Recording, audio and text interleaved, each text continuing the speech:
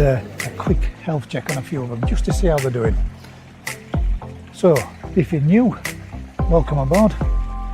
To all the new subscribers, a massive thank you. Hey guys, here we go, mixed bag. Good majority of the small ones, and then these are going to be the last that I go through.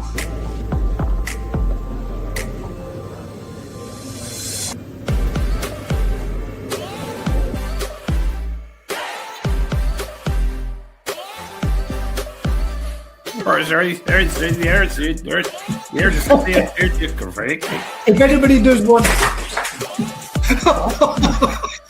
gone for good.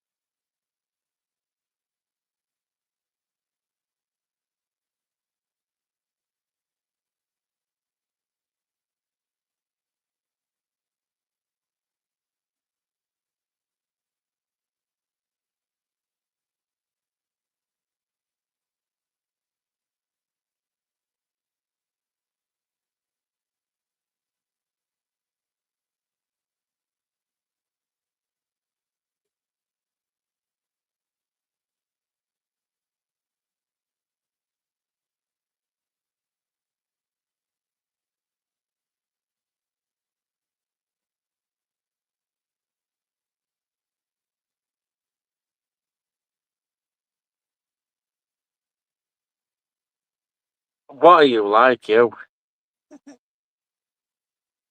I don't even know if anybody can actually hear me or not. Because I can't even see comments on here, because if I do that, comments, that one. There you go. Yeah. It's just you guys, obviously. Him and his technology, honestly.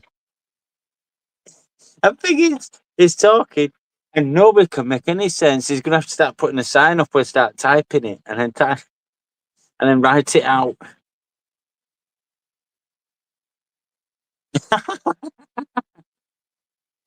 But it's all I can think of. The only other way is, can't you test your microphone on your Windows in speakers setting malarkey thing? There's got to be something to do with microphone, surely. Evening, Rick.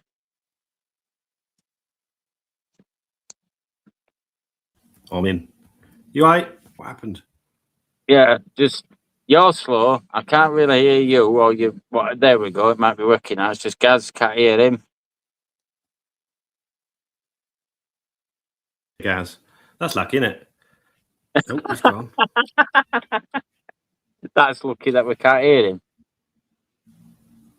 Well, you've been fishing then? Talk about someone else. Well, yeah, we went fishing at weekend. Managed to have, what would it now? I think I had 1 carp, 3 bream, and 1 tench. And then in typical Gaz fashion, he had no carp, but he had plenty of sticklebacks and rudd and decent bream, to be fair. That was his last fish at night. Well, yeah, because they're only like, big. And the neon tetras are even bigger than what he were catching. Hey. That's a hell of a beard you got coming on there. Well, the plan is probably in about 6 months is grow the beard, hair gone. He's going.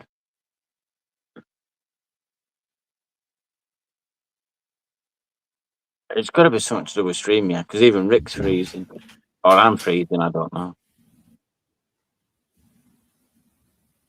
Did you hear what I said, Rick? Can you hear us, Gaz?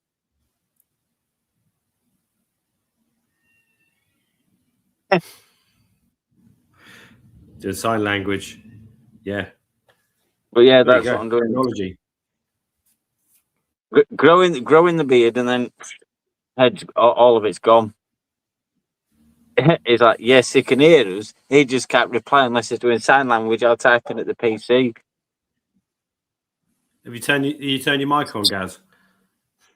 It is on because it's flashing blue on his multicolour thing.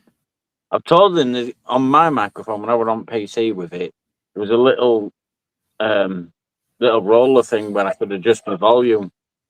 But see what I mean? Watch this. So what's everyone's fish been doing with the ponds this week? Or is anyone cooling them down, mate? Yeah. So no one can hear Gaz. Is that what we're saying? Yes. Nobody can hear Gaz. So we need to talk about fish things so people have something to chat about, is what he's saying, because he's like this at us. So what have you been doing at the farm this week then, Rick? Grading and sorting and filling down. Trying to finish off the fry orders. So yeah, we're supposed to have finished, but there you go. Well, have you seen any real good ones that you've been sorting through? Yeah, they're looking good. This year's stuff's looking very good, mate. Very happy at the minute. So I think you said that was because more temperature related, though, isn't it? Because I suppose we haven't had this much warmth for this long for ages. Ever. You have to go on his phone or whatever, isn't he? It's going to do his head in, and then we're going to get a bollocking later on when he does get his microphone working. Oh, I was rushing around to get on. If I knew no one could hear him, I wouldn't have bothered rushing. Sort it.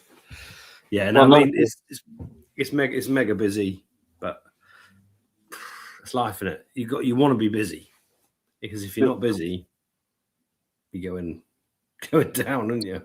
Yeah, but on top of that, you always put yourself down. But to say that your car are actually winning at shows, or even getting third places, second places, that's going to be a big achievement over the last 2 years that you've actually.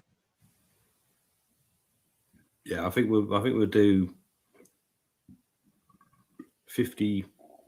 I'm aiming for maybe 50 awards at shows this year. That's a big achievement for you, obviously for you at New Forest. Yeah, it isn't it? I mean, it's the fish have always been there. The hard thing is have people take them to the shows. There's only less than 300 show vats available a year in the whole UK.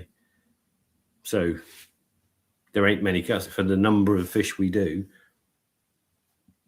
There isn't many actually make it to the shows. So it's more of a getting the right fish to the right people to go to the show. Not that the right fish have always been there. Yeah, but you've always been saying, well, it's an ordinary fish, but then goes and wins awards and stuff like that. It's you know, be in it. The thing is, you've got to be in it to win it, and then But in my eyes, the big prizes are still a long way away. Yeah, but I don't mean it's against it in the shows at all, but it's going to be very hard for anyone, even breeding their own fish in the UK, to even try and compete with the amount of years and experience that the Japanese do have anyway. Yeah, but it is doable, but it's a lot hard for the right customer to grow a good Sankey to 85 cm or a good Kahaku to 85 cm and keep it looking good. There's very few ponds in the country that can do that. We can't do it. So you've got to get the right fish to the right person. And if say the 50 ponds in the country that are capable of it, only 10 of them might show their fish. So you just yeah. I don't know if anybody that does show the card. Instead of Matt, it's me with next door dog's back. Gonna jump over the fence and maul you. Oh, don't even go there. But you can't even win. You move away and they're still at you. Yeah. Chemtrails above you, mate. Got good what? Chemtrails above you. Oh, yeah. It's all. I wish I got one, but just go, and then your phone's going off. It was, yeah. My pond's sat at 20 degrees at the minute, so it's not too bad. There should we go. Now, what you sat in? I'm sat in the gazebo. That's by pond. All right, it's got like a shower. It's like a shower curtain, mate. That's what it comes with. Don't be mocking it. It was like $2,000. This. Jesus. Well, must be hot in there then, isn't it? No. I can lip read though, mate, and that's you struck off. That's if all the people to have technical problems, we weren't expecting this. No, we can't hear you, so. Can't hear a word. Unplug something. Talk through the phone. I'll give them one last feed of the day. While I'm down here. Can you hear me? Yeah. Hey, we got there at the end. No. Now we've just been deafened. And now he's gone again. Yeah, it's gone. Yeah, you've gone again now. It's gone. Yeah. Nothing. There we go. I'll come back up here where it's quiet. So then somebody can't mock. You did do it again. No. No.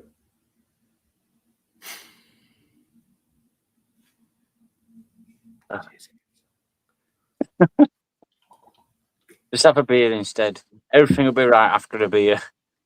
Yeah. So Ez went down the lake with Dave yesterday. So Ezra's been fishing with me loads, but he won't learn anything from me because he just won't listen to me. Went down with Dave for a whole day, like listened, and he was fishing, unhooking fish, baiting up, casting, mega. I think Dave enjoyed it more than Ez. Like the dastardly duo, those two. Ezra talking about Pokemon and all the fish Pokemon. Dave talking about little and often with his catapult. It's madness, isn't it? That you try and teach your kids how to do something, they don't listen, and then someone that you know then teaches them it, and then they listen. It's like, what am I doing? No, come on, Gaz, you had it. It's weird, isn't it? We could all lip read him. Yeah. Well, we'll all have to learn sign language or something. Well, right now. Yeah. Oh, No. and then you've gone again. Every time you say, what about now, you turn up.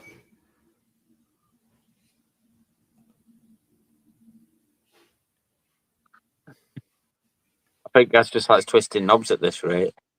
Unplug that thing and just talk to your phone. I think that's the best idea, Gaz. It's not doing that. I paid 490 quid for this speaker and it's crap. Don't even go there with how much PCs cost, this, that, and other. It's just, oh.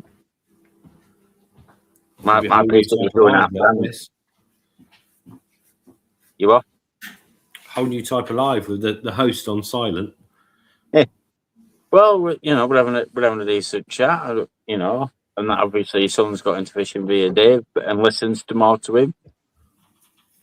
And then just having more technical issues by Gaz, and then he just swearing at us for keeping his live, you know, going. Yeah. I'm probably in for the bollocking next time I see him, aren't I? Probably. Yeah, so if I shave my hair, does that mean that he can't have a go at me then? I don't know. Why is that? Because I'm receding anyway, Rick. That's why I'm growing the beard, for then that to be gone. I don't think putting your hair on the other bottom of your face works. Yeah, but it looks better, and at least then I've got something to still keep my hair going. Fair enough. Fair enough. You know, not like you that can just dye it all and then it still looks all right. You get rid of your dye and then you re-dye it again. Zoe's got well into it. Like, I've got 2 tones going on now. I've got all sorts. Just so then I can't get a bollocky. I don't know. No. There's got to be a way, guys. Try just totally unplugging that disco microphone and use your phone microphone and see if that works. Yeah, but we hear his real voice and he sounds like this. He's really squeaky and really. It's weird how it came on a couple of times. Yeah, it comes on and then went off. Is it? Oh, yeah, it's working. No, God, it's gone again.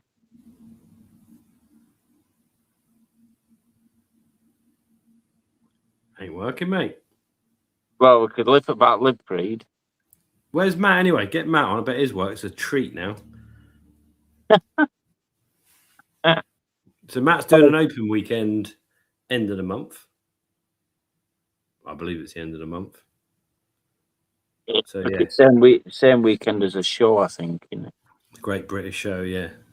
So I was supposed to be up there. I'm supposed to be down there. How'd you be in 2 places at once? I need a clone. Yeah. He's going to unplug it now. We've all told you to do that.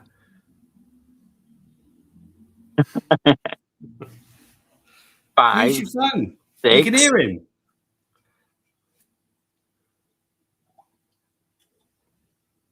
There we go. Very technically, Gaz, you see.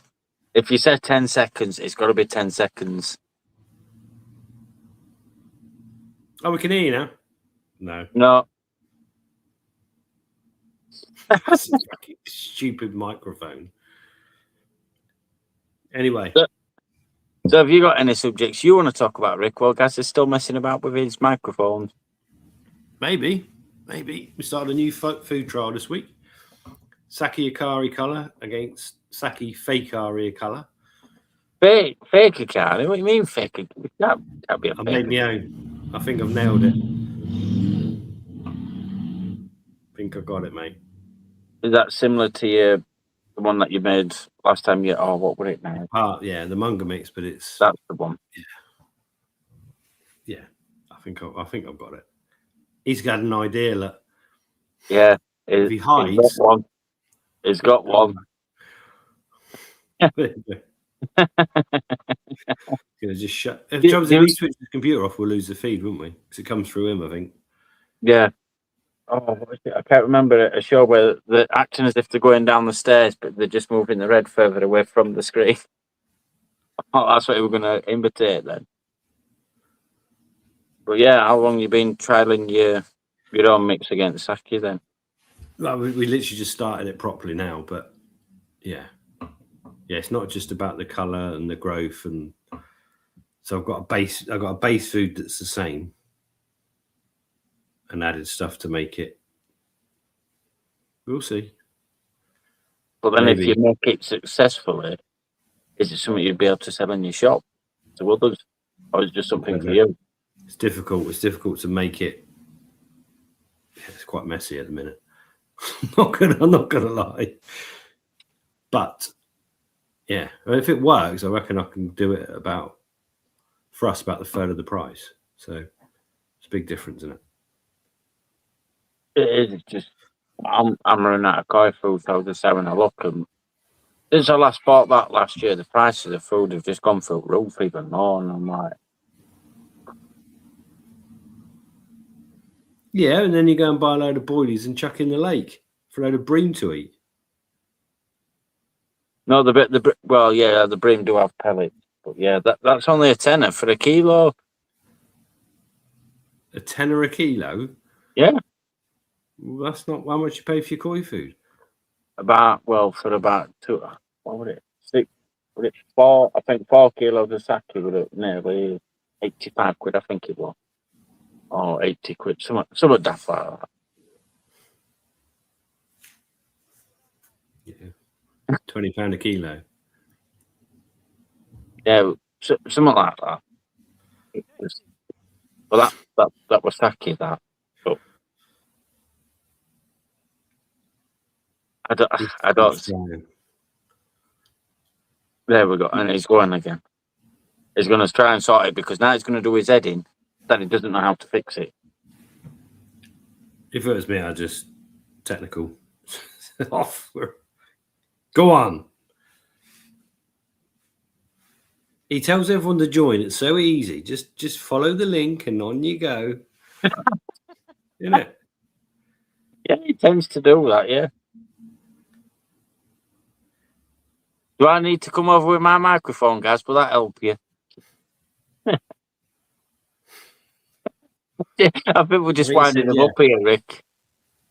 I don't think I should now. He's going to go old school. Oh, I heard that. That worked. Whatever he did there. Yeah. Fucking pile of shit is what it is. So why didn't you just do that 20 minutes ago? Because I wanted to look all professional without an headset on. That's why. You look well professional. Thank you very much for filling with all that complete and utter bollocks you were talking, gentlemen. Welcome to the Thursday night GKP live, which has been a complete cock-up, part 1 and part 2, where we were now going to get into talking about a lot more bollocks, because that's what we normally do. Thank you very much, guys. I appreciate that for talking about shaving your fecking head and then growing your beard. Why would I care if you shave your head? I mean, look how Rick looks every time he comes in week out, and I never say a single thing. He's had so many different colours, different shades, different. This one's a good one. You see, Rick does what Rick does. He cultivates on his chin what he can grow on his head, and he colours it to make it suit whatever event and function he's going to. Accept the fact, no comb overs are welcome, David. If you're going bald, go bald gracefully and shave the fucker off. Now then. It's coming. It's coming. It's got. Are you going to do it? Are you going to shave it? Are you going to get it all off? Fuck knows what's going on with my microphone, but I'm telling you that thing's going out at bastard window. Update for Windows update last night. It keeps telling me I need to do some kind of privacy bullshit, but what do I need privacy on a microphone for? We can't hear you. I don't even know what it even means. You're getting old, mate. You don't understand technology anymore. Yeah, I get it. There ain't no getting me. I've definitely got. So, unfortunately, ladies and gents, you're gonna have to look at me looking like a complete gaming knobhead talking about koi with an headset on. Matt is joining us, and as I said, I was saying at the very beginning, thank you all for joining us, ladies and gents. Hope you've had a lovely, fantastic week up to press. These things are sent to try us, and as try as they might. Matt's messing about with his chickens, clipping the wings, and Rick was getting himself ready and prepared for festival season. Dave jumped in and filled for us while we was talking. Well, while I was talking utter shite because you couldn't hear me, and it's a good job because there was lots of profanities being used there. But now, this is it, the Thursday Night Live.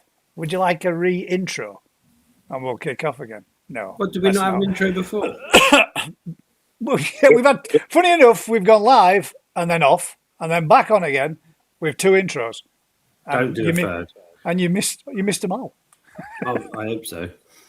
But Bill, you're right. It's going out at window. And Colin, that bit where I said cheat, buy twice. To you, sir. I spent more on my PC than what most people would spend on a koi. A very good fucking koi. But yeah, obviously that microphone's goose now, isn't it? Because Windows have done what they've done. And I'm going to have to work out what the fuck was going on. Don't understand. Never seen this little microphone in use by Firefox before. But that's the only thing it's in use with. So it should just work. It's someone that knows would know, wouldn't they? Somebody who knew. See, that's it, you see. I've been so out of touch with all the modern day things that I've... anyway, what we're going to talk about this evening, ladies and gents. we have got loads and loads of pictures of Hiyatsurists I've been having a look at this evening. But rather disappointingly, and not for most, but for myself, is we have very little tamasabas. In fact, little to none. I don't even think we've received Who wanted any. tamasaba anyway? I don't know. Whoever the person was that said, can we have a mixture of Hiyatsuri and tamasabas, didn't even send one in.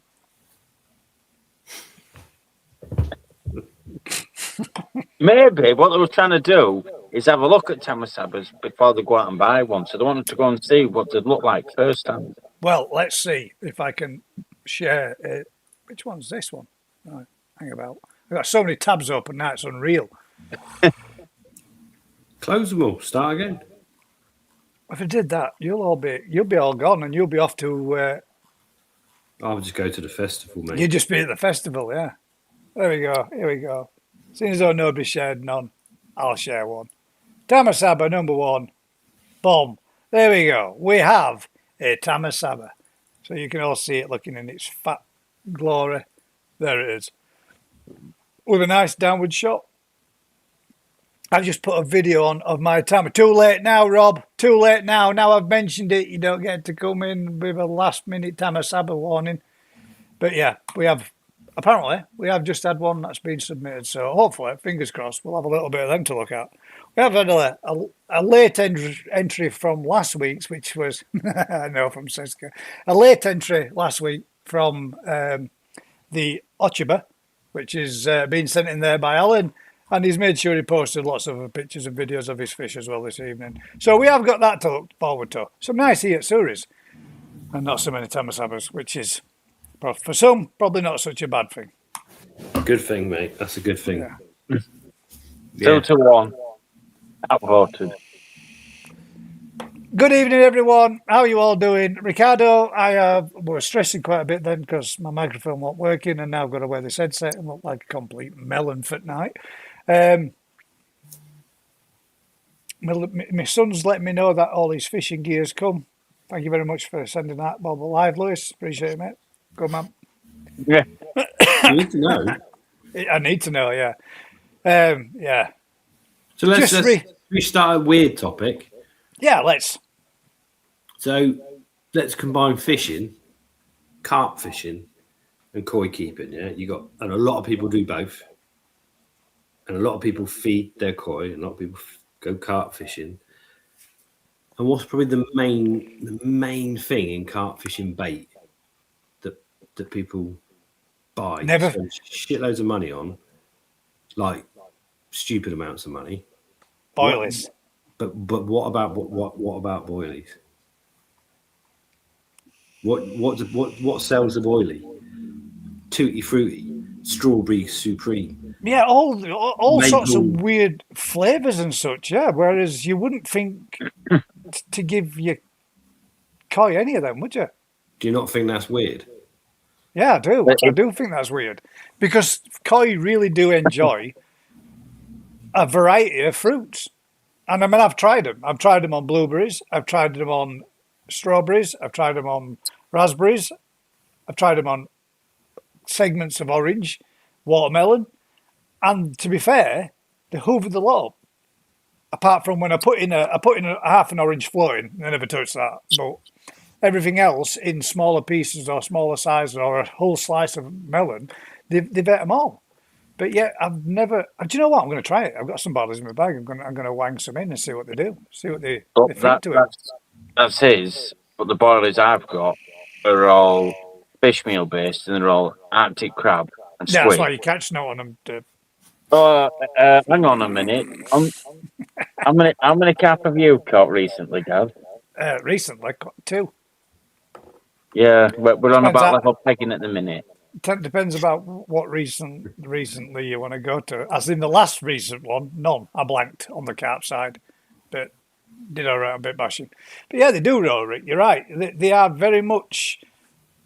So you've got one industry that's based around palatability, extraction, and all the rest of it, and a good boilie flavour, if it does well, will make millions for the company. Literally, if someone comes out with a new maple cream surprise flavour that becomes the best attractant, I'll have to shoot the batteries when I die. That doesn't go into the koi world at all, does it? You feed It your doesn't. fish. Yeah, it doesn't at all. It doesn't. But what about the difference that you've? My microphone's not working, Marie. I just had an absolute live disaster. I am on. I'm on. Dave's battery's just gone on his phone. The whole lot. My microphone. I updated my PC last night. Microphone don't work. It's on, but it doesn't recognise it. So I've been sat having to type. Dave and Rick have been talking about shaving their heads and all sorts, and they were filling really well for me. And now Dave's just unannounced and dropped off. Bye, Dave. So it's just me and my hair. So I'm not shaving this beauty. I watched yesterday's video with. Or is it today's video that is put out where you were doing some grading, picking through Yamabuki's, Kahaku, and Sankey's, and your hair wasn't that colour. So have you literally done that this evening? No. This is the beauty of live TV, isn't it? No. I did this before the solar eclipse. So I thought the aliens were coming. Oh my God. I wanted to greet them. Turns out they didn't bother because it wasn't that great to watch. No, it was a bit naff, wasn't it, really?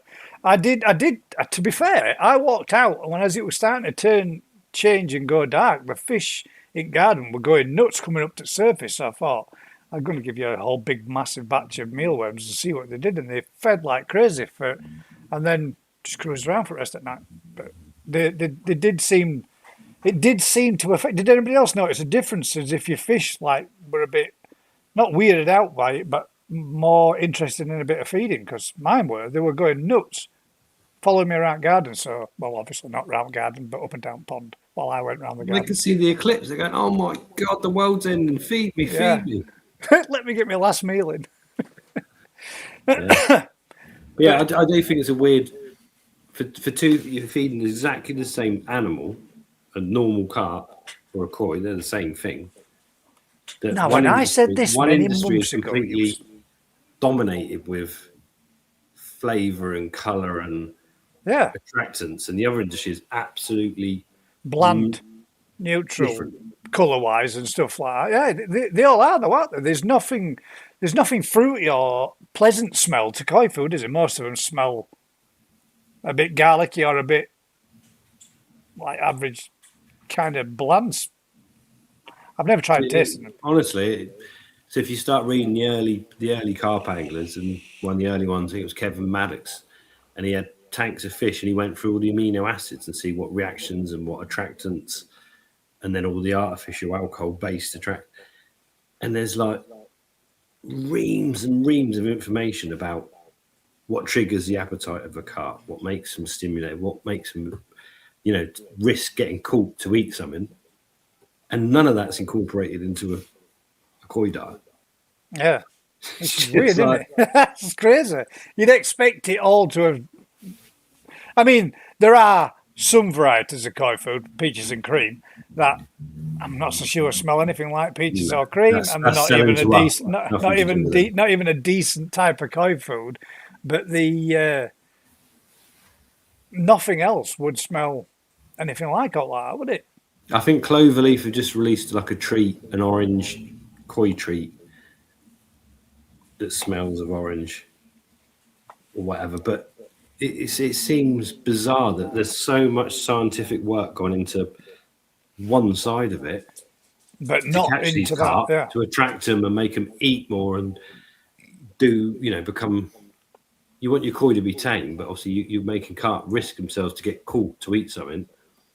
That same scenario will work to make your koi, if you wanted your fish to be tame, to come to you, you'd have a treat that is there like, I'm going to risk. But it's not just really for koi or for carp though either, is it? There's all sorts of attraction bait types and varieties and stuff like scopex and what have you, which attract in bream, roach and tench and stuff.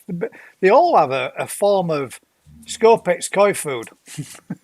See, they all have a variety of different ones for fish, coarse fish or fishing fish, but nothing other than perhaps I just think it's mad. The two are kind of the same thing, and yet they're just. Chris says, "Would you do a food test using boilies?" There's the things you could do it with boilies or maize or whatever, but boilies themselves aren't. And this is the other side of it. The carp fishing bait is not particularly good dietary for the fish compared to the top pellets for your koi. So you've got one industry's gone down nutrition and quality with forgetting the attraction and the palatability almost, and the other industry's gone down. We don't give a shit as long as they want to eat it. Yeah, as long as you get the fish on the hook and get it in. But I mean,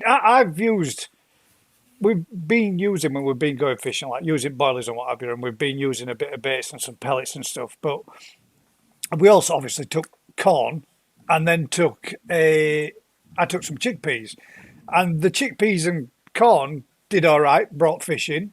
So when I'd done with whatever were left over, there was nothing added to it, just straight corn, straight chickpeas.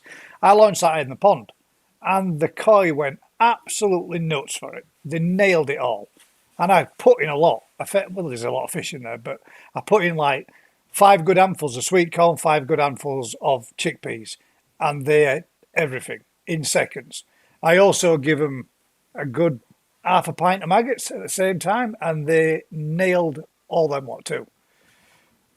The downside is with maggots. There's a lot more ammonia from maggots to most foods, and chickpea and sweet corn they struggle to digest as much of it. There's a lot more roughage and fibre in it, so you get a lot more waste. I just give them a good clear out, didn't it? Really. But to be fair, Rick, mine have been having a clear out because that's it. We're done. We are officially, as of today, going to be on the Nutrimare 360, and the order has been placed and it is being dispatched by Dan. Dan, the Nutrimare man, as we speak, he's packed it and got it all done and ready. So we will be switching and going over from Sakai Ikari balance and colour and going to a 360 mix and giving that a bit of a try out and see what's happening with that now. So we'll see. I was tempted. I was actually quite tempted, Rick, to try buying and getting some sinking. And when I get some sinking, trying some of that on the on the carp when I go fishing and sticking that out there too and seeing if it attracted out in. It will do. The trouble is it's a fish meal based diet, isn't it? And obviously, whether you sink it in your pond, they'll prefer it, or chuck it in a lake or whatever. But so the original, if you go back 20 years, well, the original pellet that was used for fishing was a trout pellet. Yeah. That was basically fish meal. Yeah. It was fish meal was the cheapest waste product available to make a food from, and it was fantastic for fish to eat. Now, that fish meal product is an absolute premium product because there ain't no fish left in the sea. So the millions of tons of fish in Peru that were landed and just dried out and scrunched up to make fish meal is now a premium food that actually the big companies can't use. So all trout foods and whatever have gone away from fish meal, gone into horse bean meal, soy meal, wheat meal, brewers' yeast products, whatever, to make a diet that's attractive, makes the fish grow, but actually doesn't.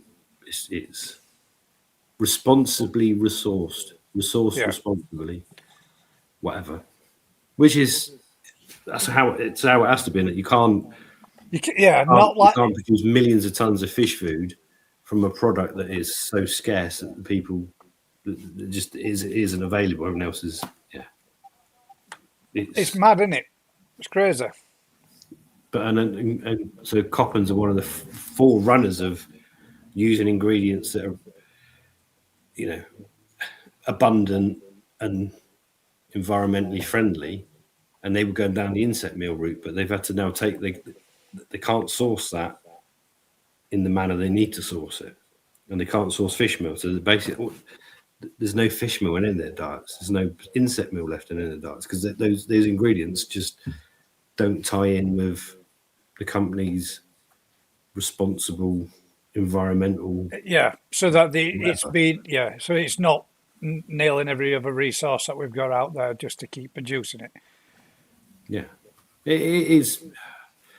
When you see the tuna farms and the amount of fish they have to pump into them farms to create the tuna, it's staggering. It's just like, well, why can't we eat the same thing in it to produce beef? Costs more water, more land, more whatever than the corn. It's the way the world is, isn't it? Just gonna bring this one up because I didn't know this were a thing. Great podcast, Twisted Koi, this week. Podcast? What have I missed? Since when did Vince do podcasts? I don't know, mate. But it might be just a live. Oh, I thought I'd missed something. I'm going to say, sorry, Vince, I hadn't seen that. I'm going to give it a watch. Paul, if you're meaning his live broadcast, mate, a podcast is pre-recorded and then put out there. It's not a live thing. So, yeah, he must be meaning his live then. I thought I'd missed something. Sorry, Vince. There we go. Oh, sorry. There you go. Question mark. So it's not a podcast, Vince. It must have been your live. I was just going to say, God damn, what have I missed? He does one every Saturday night. He does a live every Saturday night. This is live. That's hence the reason why I've been sat there arguing with a microphone. If this was a podcast, I would have edited all that bit out and you wouldn't have seen it. So he would look much more professional. He would, yeah. And I'd be able to put all those little edits in that Joe does where he goes from one person to the next person, back to himself, back to one, back to another. Podcasts are pre-recorded. But that bit where it goes to people, some of that's Riverside. So whoever's talking takes over. Yeah. So he auto switches. Yeah. He hates doing it with me because my technology just chokes up. ruins his podcast. If anybody has got any comments or any questions that they would like us to have a natter about at some point, hopefully Mr. Matt Hallicoy will be joining us as well. Stick him in with a question mark on the end and we will try our best to work through them as well. Guys, you got 2 glasses and do the Mickey Mouse trick. Oh, guys, get 2 glasses and do the Mickey Mouse trick. Nah, mate, I don't really want to watch out. Nah, it's not. That's not my thing, mate. It's like 2 shots and then on your head. Yeah, it's too much. Yeah, I wish I'd have quit. If it was 2 tins of beer, I'd be like a Stella kangaroo. I'm just going to go back through and check and make sure that I didn't miss anything. Apparently, I look like a Formula One commentator. It's Ricardo. But I don't think. Oh, there we have. Good evening, everyone. How are you all doing? Thank you very much, Ricardo. Very well, thanks, mate. Considering what tomorrow is going to be bringing, but yeah, it's going to be the chance to say goodbye. So it is what it is.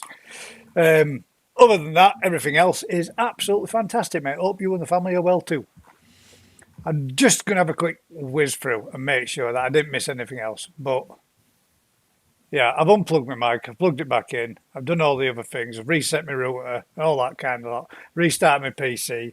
I was tempted, Seska, to give it a good kick, and it doesn't. The last time I did that, it cost me about £1,000 when I put my workbook through front of it, so I don't want to do that again.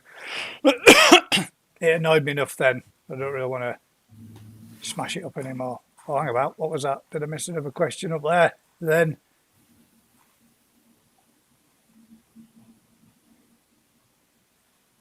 It's AI, mate. It's taken over slowly. It is. Apparently, Mr. Howie Coy, he's out there sorting out his birds, I believe. He's clipping. I'm guessing. He had his clip the wings. Clip the wings. So they only arrived this morning, apparently. Yeah, so basically they put young pheasants into massive pens, like an acre of woodland that's fenced, and so they don't get. So they get that becomes like their safe place. Obviously, foxes, nothing gets in there. Yeah, so they can grow and get a bit out. They stay in there for a bit until they fly, and then they fly out and fly in or go back through. But yeah, the birds turned up a bit older without their wings clipped or whatever. So they released them. You're just like, goodbye. Oh, God. Shit. That's not good.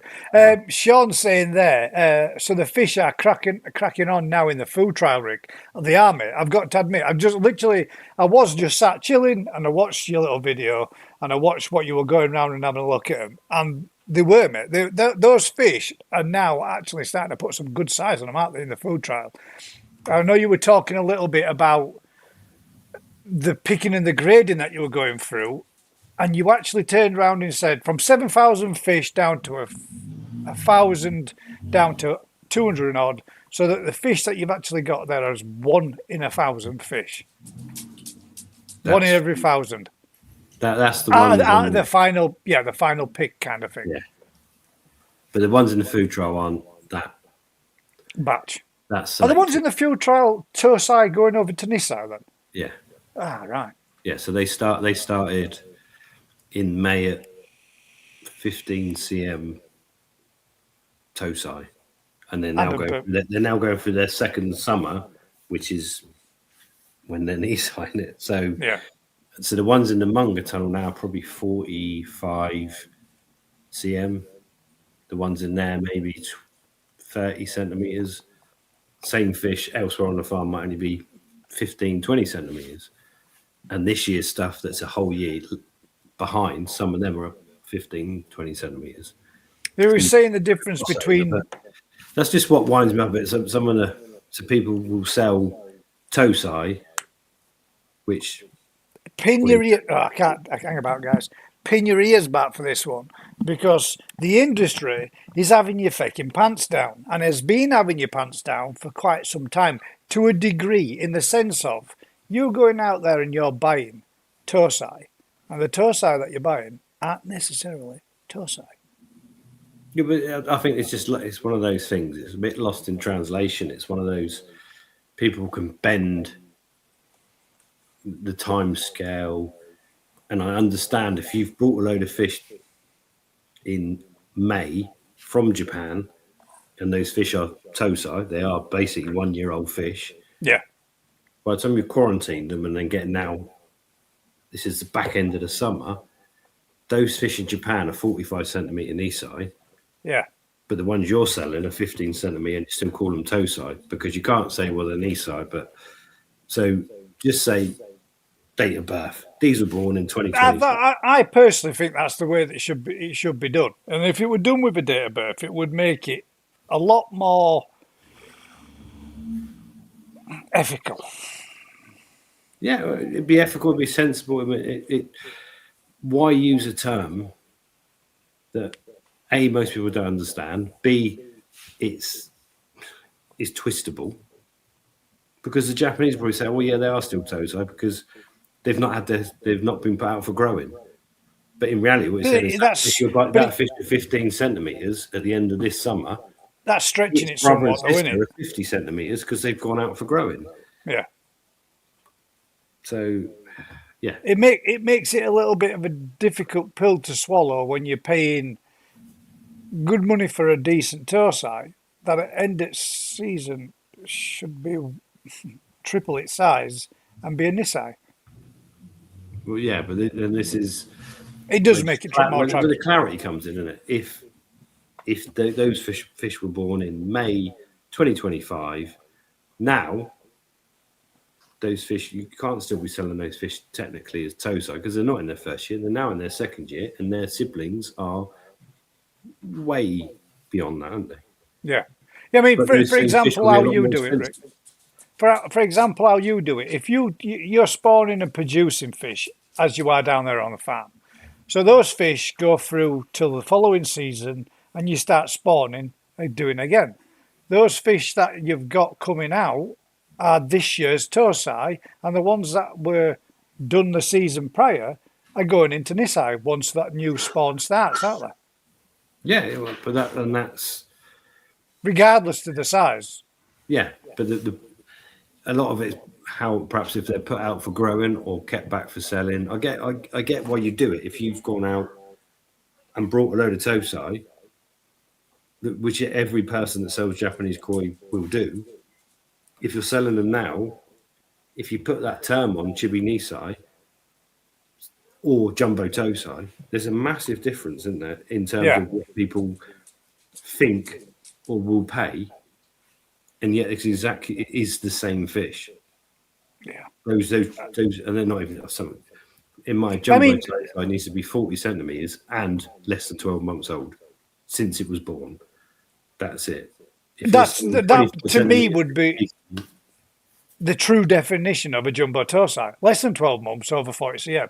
That would be a jumbo, wouldn't it? But when reality is, most of those are small nisai. Well, this is the thing. A lot of people are now selling 25 centimeter fish as jumbo tosai that are now actually they're small nisai. Yeah, exactly. Yeah, that's what I mean. But that's. I don't think it's perhaps I'm trying to pull. It's just I mean, that's how the market is. What's brought from Japan to here, that's what they're sold as to the dealers that pick them up and purchase them. So they bring them over here, and if they were to start turning around and pushing those fish out at Nisai, but only being 20 to 30 cm. Just people aren't going to think, well, yeah, where's the value? Where's the fish? Where's the body? Where's the stature? Where's that actual, what you would expect from a Nisai, 40 plus? And, Nisai that are over in Japan that are being grown on, that might be coming out at 45, 50, 60 plus.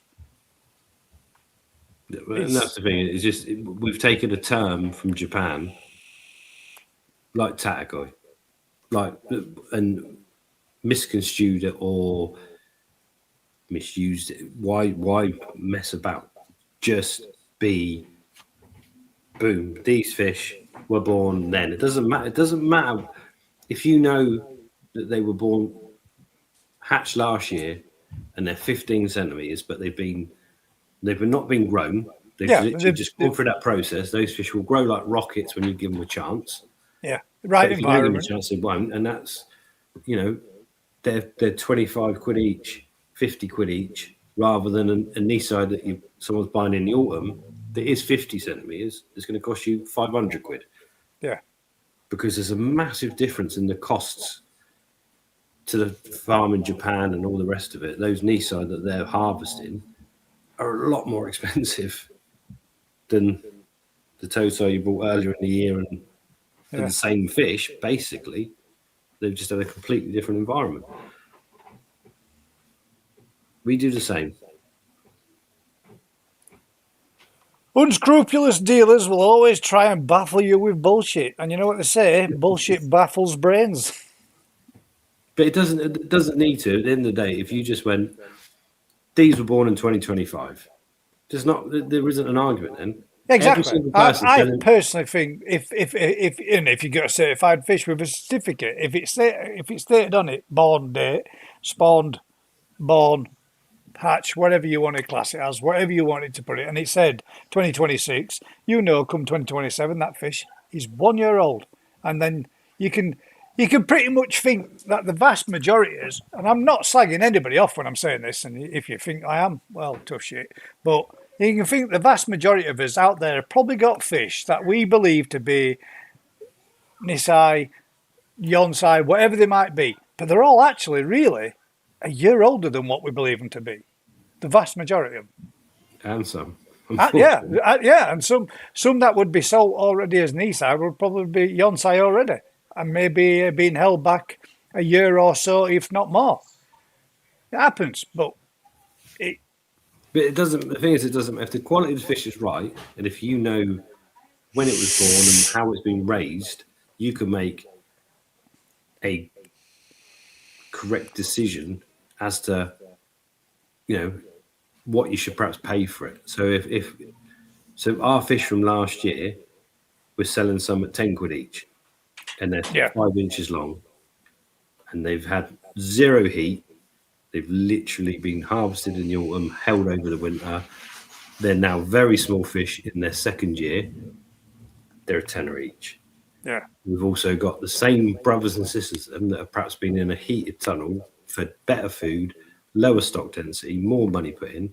They're now 45, 50 centimetre fish. I ain't selling them for a tenner each.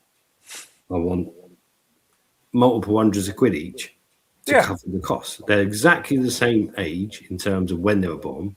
They're not the same age in degree days because of how they've been raised. Yeah, so you get the older. You've got all the information there to go, well, this fish at 10 is great value. That fish there is not such great value, whatever. I'm going to put them here. I want to grow them so big. That's if you've got the knowledge and the information, you can make your a true choice of, is that fish good value or bad value or whichever, whatever, innit? I mean, Jonathan just put in a question there. Do you feed Nisai tosai food? Because if you're buying them as tosai, technically the Nisai, and you're giving them a tosai food, it's not. But again, it's a complete nonsense, isn't it? The tosai food means nothing. It's just a small food for a small fish. A smaller fish. It could be 7 years old and 12 centimeters. Yeah, it could be like mine. They could eat that all their life. It's the right size food for the right mouth and eating utensils that fish has. But if you've got that fish in an environment where it's not going to grow, why are you feeding it a high quality tosai food that's 50% protein? Yeah, it was just not going to absorb. It's not going to make use of the rest of it. You're defeating the object again. You've got to couple the food with the temperature, with the true age of the fish, what you expect to get from it. I mean, it's only a tosai can only absorb, is it 40% protein, 40 or 50% protein in its first year, and then it goes down more and more each year. So eventually when they get to 5 or 6 year old, they can't consume that amount of protein regardless. So you can get lesser protein food and still get the same results without having to pay that extra slap on the pocket on the food bill by buying more higher protein foods for them. But that's another. It's kind of a misconception because at the end of the day, if a young fish is in too low a temperature or too high a stock density, it ain't using that food properly anyway.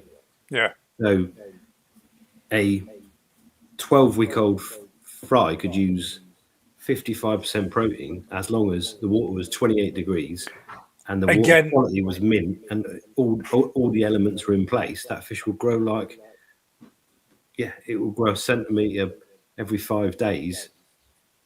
No bother. Yeah. But as soon as you drop that temperature or increase the stock density or lower the water quality, you ain't getting that. Yeah. And David is saying there, my koi are feeding all the time in this heat. So, yeah. Thing is, though, we've spoke about this before. At a certain temperatures, it's more risky to keep feeding them like crazy in this heat because come the night time when you get oxygen levels reduced because of algae and your fish are gut loaded with tons and tons of food in there, they're struggling then to maintain their oxygen levels, and you can end up causing yourself some nasty problems and waking up the following morning with everything brown bread. So just be cautious, mate. Try not to feed them too high a temperature. A well-run koi pond is going to have plenty of filtration, oxygen. Yeah. It's not, but when you start going to where you've got bigger numbers of stock, bigger numbers of fish, greener water, whatever, unreliable power, which is something we have to suffer with. It gets more and more dangerous, but it's farming, isn't it? There you go. That's good advice. I'm pumping loads of oxygen in the pond, mate. I mean, this time of year, guys, it's something that everybody should be doing. If you can keep an eye monitoring your fish, seeing if anything's struggling, and if you've got the means, I can't really understand why anybody wouldn't at present not already have it on. But if you haven't got it on, give them that extra oxygen, man. Why wait for it? Why? It's like closing the gate once the horse has bolted. People normally only act after the fact, but let's be proactive or reactive. What's the word? No. Proactive rather than reactive. Get there, get it in, give them as much as you can in these temperatures, because at the end of the day, this next week and upcoming week is supposed to be getting hotter again and warmer again, and we are supposed to be getting some. What? Yeah, we're supposed to be getting some crazier temperatures again. Apparently, I'm not. So they say, whoever they are. Question: is there any way of measuring how much oxygen is in the water? Yes, there is an oxygen meter, but they're expensive. It's not meant to rain, David. Don't talk out your butt. It's never going to rain. We're going to continue on our 16th heat wave of the year, ladies and gentlemen. 16 of them we've had. Don't. I believe so. That was the last thing I saw. Just one little controversial fact I heard today.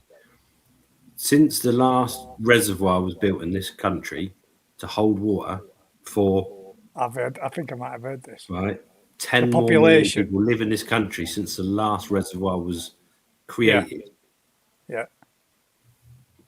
And the infrastructure of sewerage and everything in those next extra 10 million. What was it? Is it something like 68 or is it 68 million people in the UK now? Before we're still running off the same infrastructure that we were supporting 40 odd million people. In the last 10 years, they've done absolutely nothing but up our bills, up our rates and everything else. And yet we still done nothing at all.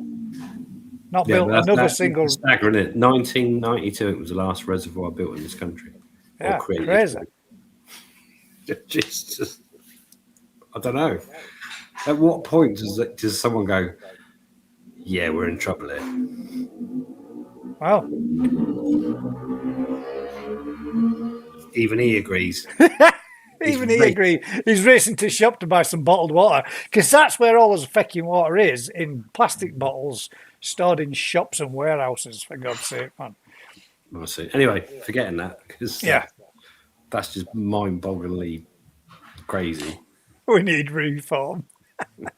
Oh, there's a comment. Buy a Tetra O2 liquid test. Cheap as chips and gives you a rough idea of O2 levels. It does. But unfortunately, your O2 and most people's ponds will change diurnally. So if you checked it in the evening, you've probably got a cracking O2 reading. If you check it at dawn, you might not have. Yeah. And this is someone like Simon's Pond is not going to change the amount of filtration and movement and pumps and aeration. But the people that have got garden ponds that are a bit green and a bit overstocked and a bit underfiltered, they're the ones that have got these big swings. So in the afternoon, the fish could be buzzing, the algae's producing pure oxygen, the fish are happy and feeding. Oh, the fish are super happy tonight. Give them extra food. I bought this new food, super high protein. Let's give them some more of that. And then suddenly the next morning, half of them are belly up because the oxygen level has now dipped 5 milligrams per litre through the night. They've all got belly full of food. So I think it's a difference between I would say not maybe a higher, someone with a proper koi pond that is just bubbling away to the elms of. What would you say would be a realistic temperature or a realistic amount? If you wanted to feed them and you wanted to give them some, how much would you say is a realistic amount to a? See, every pond's going to be different, though, isn't it? So you can't really do it, can you? A realistic safe amount or temperature in your pond where you should say, right, 30 degrees, 33, 34, stop, don't feed anymore, or 26 to 28, happy days, or what? What is there a bit of a guidance, Rick, that you could turn around? What would you do as a koi farmer? At what point would you stop? With young fish at about 30, with old fish 25. But it also depends on the pond. And this is so like a modern, well-run koi pond with drums and aeration and all the rest of it. Your biological oxygen demand in the water is very low. There's nothing changing much. So you can feed the fish on a feeder day and night, whatever, all good. If you've got a more natural pond or a more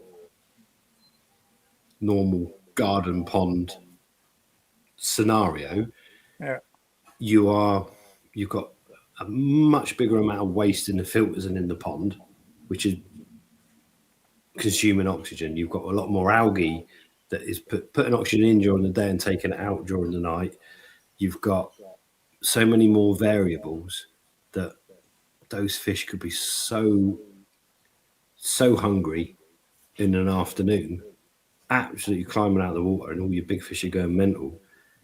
And that's the sort of pond where you get these dips and troughs day and night, whereas the koi pond that's run with your drum and your moving beds and everything else is completely the different environments.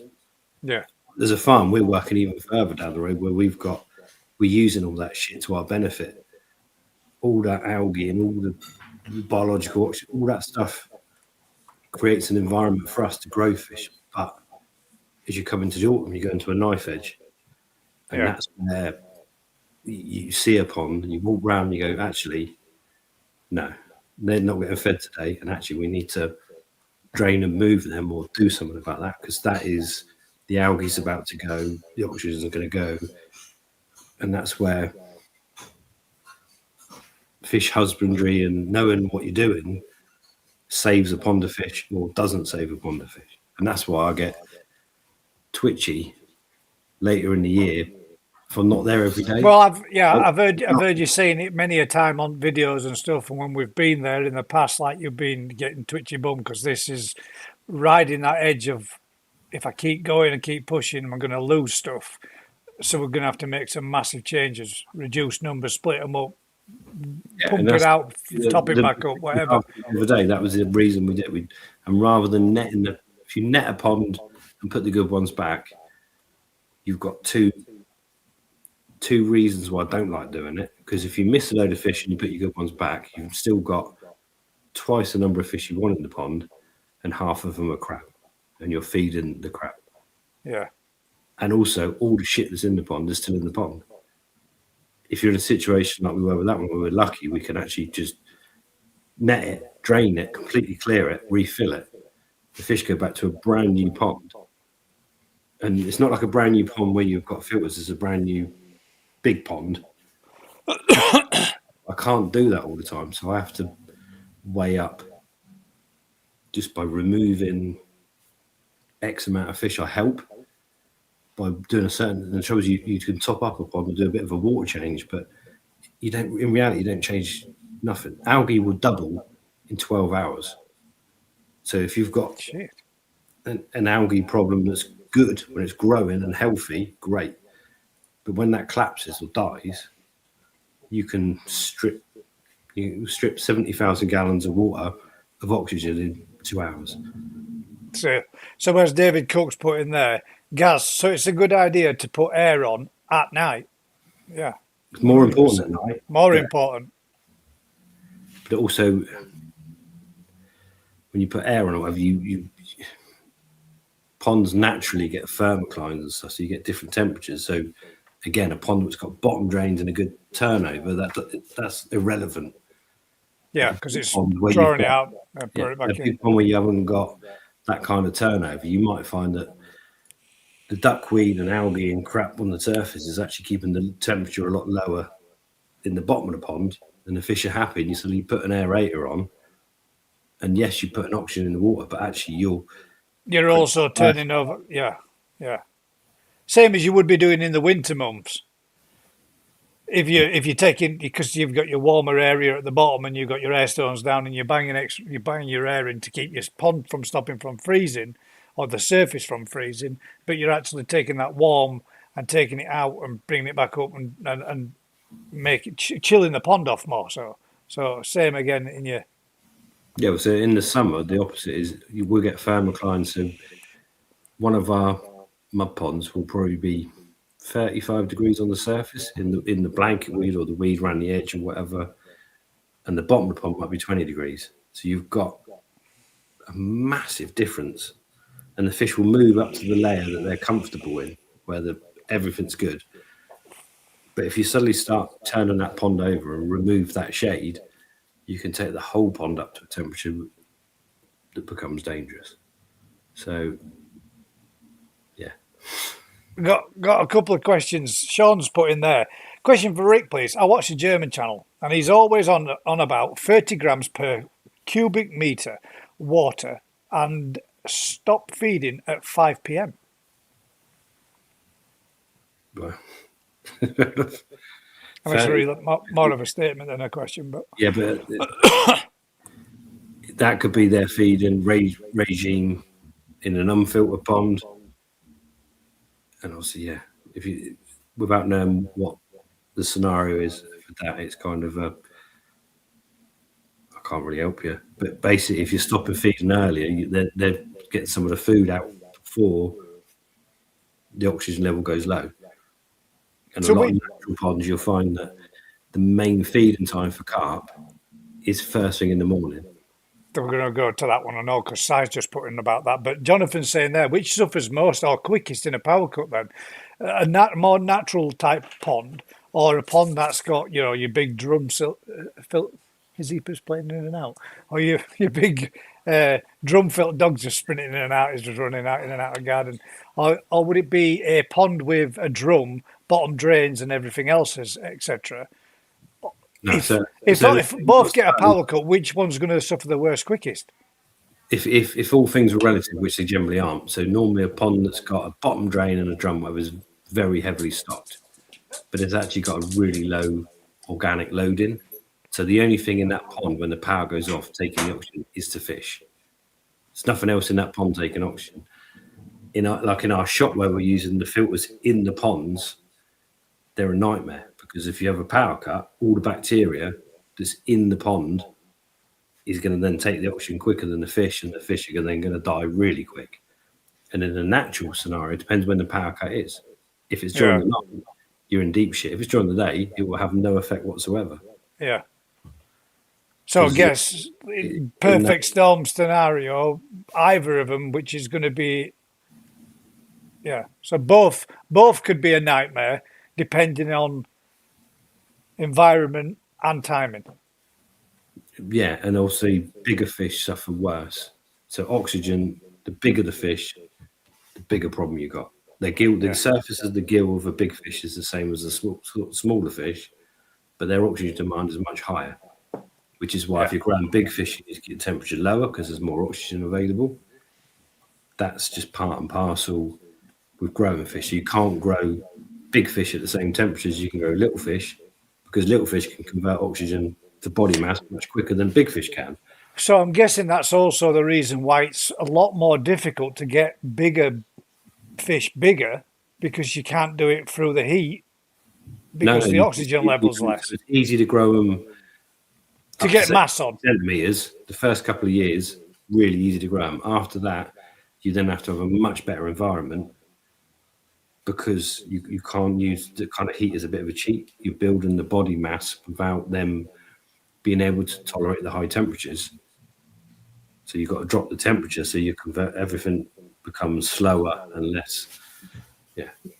And this is why there's so few people in this country that could perhaps grow a 90 centimeter kahaka or sankey that has the right quality and body and everything, because there's so few ponds capable of doing that. Yeah. Got the right temperature zone, the right low stock level, the right water quality, the right food. You know, an 85 centimeter fish needs probably about half a kilo of food a day. So if you've got 5 of them, who's got a pond that can take 2.5 kilos of food a day and keep perfect parameters? Yeah, that's why these people that are out there with the mega fish, and I aren't taking the piss when I say this, those people that have got these mega beautiful, 80, 90, 100 cm, 100 plus cm fish, and keep feeding them and keep maintaining them and keep looking after them, and can do so. I ain't doing it on no shoestring. You ain't doing that on the cheap, are you? You're doing that and you're putting everything in there to give those fish the ultimate environment, because that's what they require, don't they, when they get that size? Yeah, either you need a well-controlled lake that's in a part of the world that's at the right temperature and the right water quality, or you need a 30 gram pond with handsome. Probably wouldn't even touch it, would it? 30 gram pond for something of that size. Yeah, when you start going up to those big fish, it's just mental.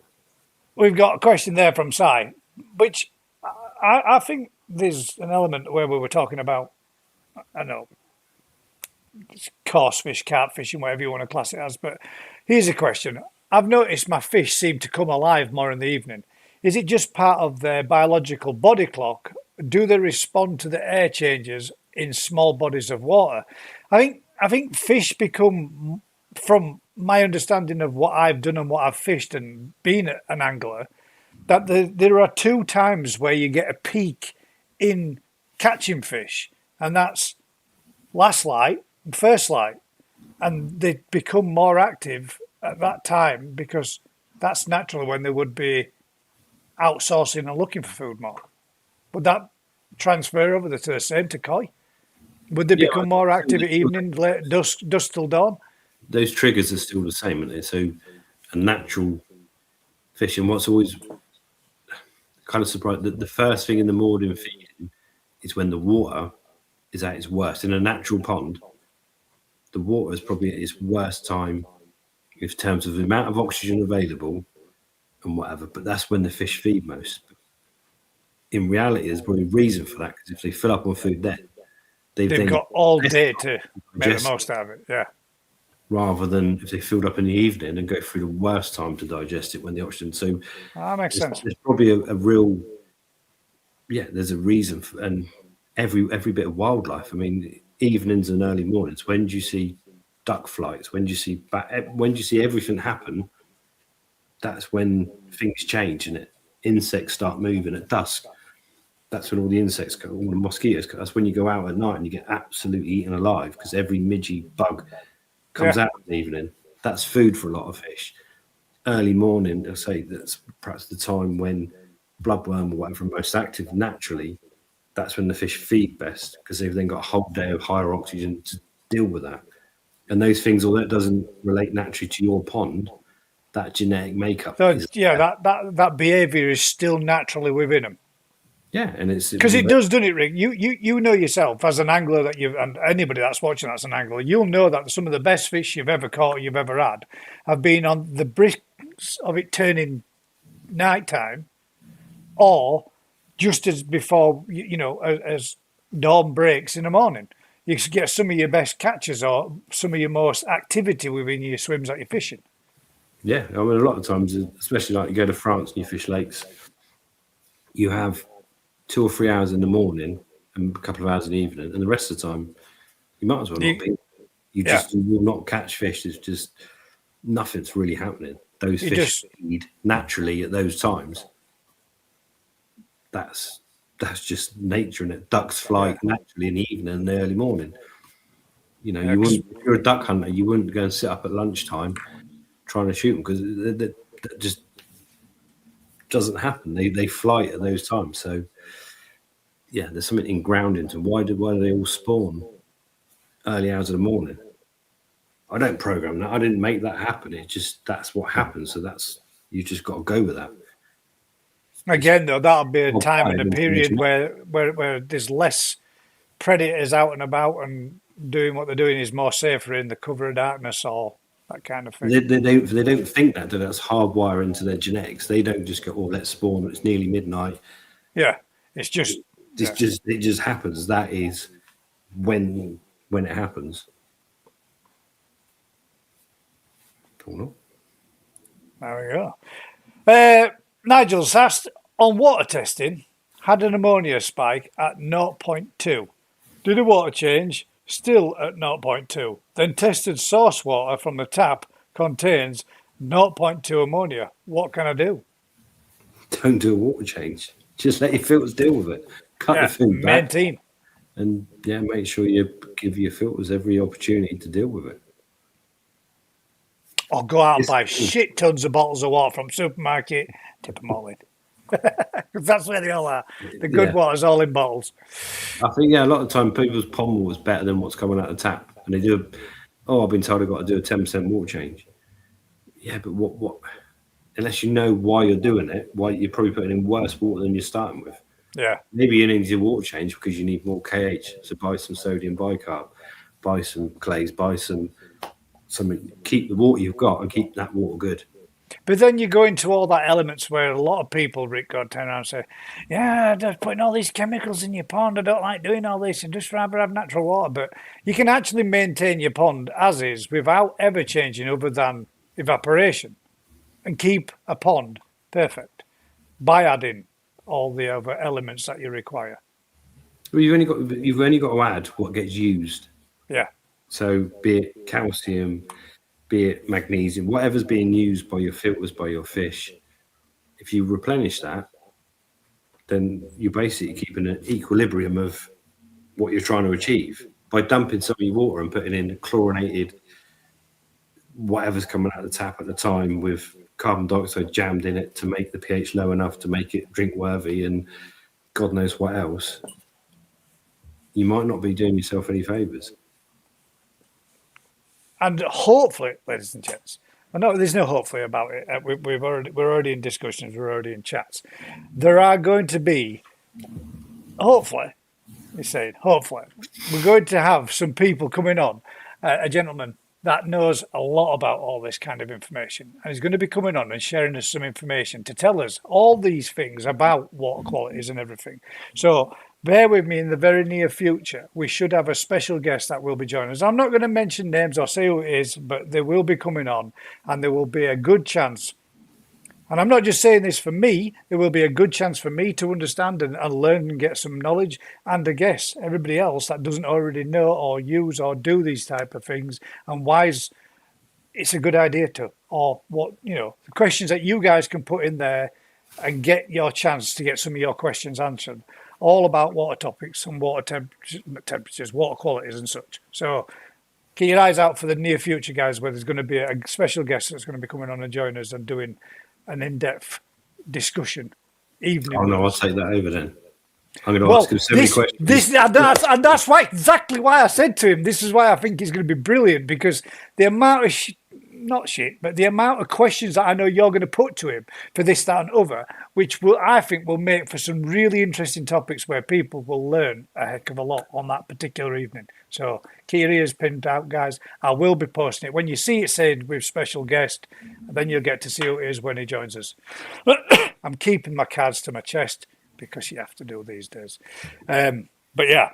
Fair enough. You got to do, haven't you? Evening all, a question. Hang about.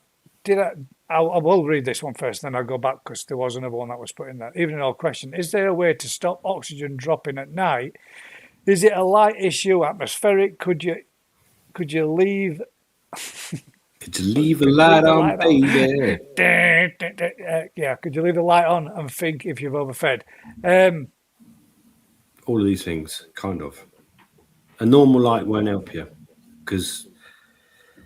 But UV light of a description. Well, yeah. So basically, everything that's green, every bit of algae on the side of your pond, every bit of blanket weed or whatever, when there's natural light, will produce oxygen. That's what it does. It eats carbon dioxide. It produces oxygen. That's plants, isn't it? That's why we live on this lovely planet.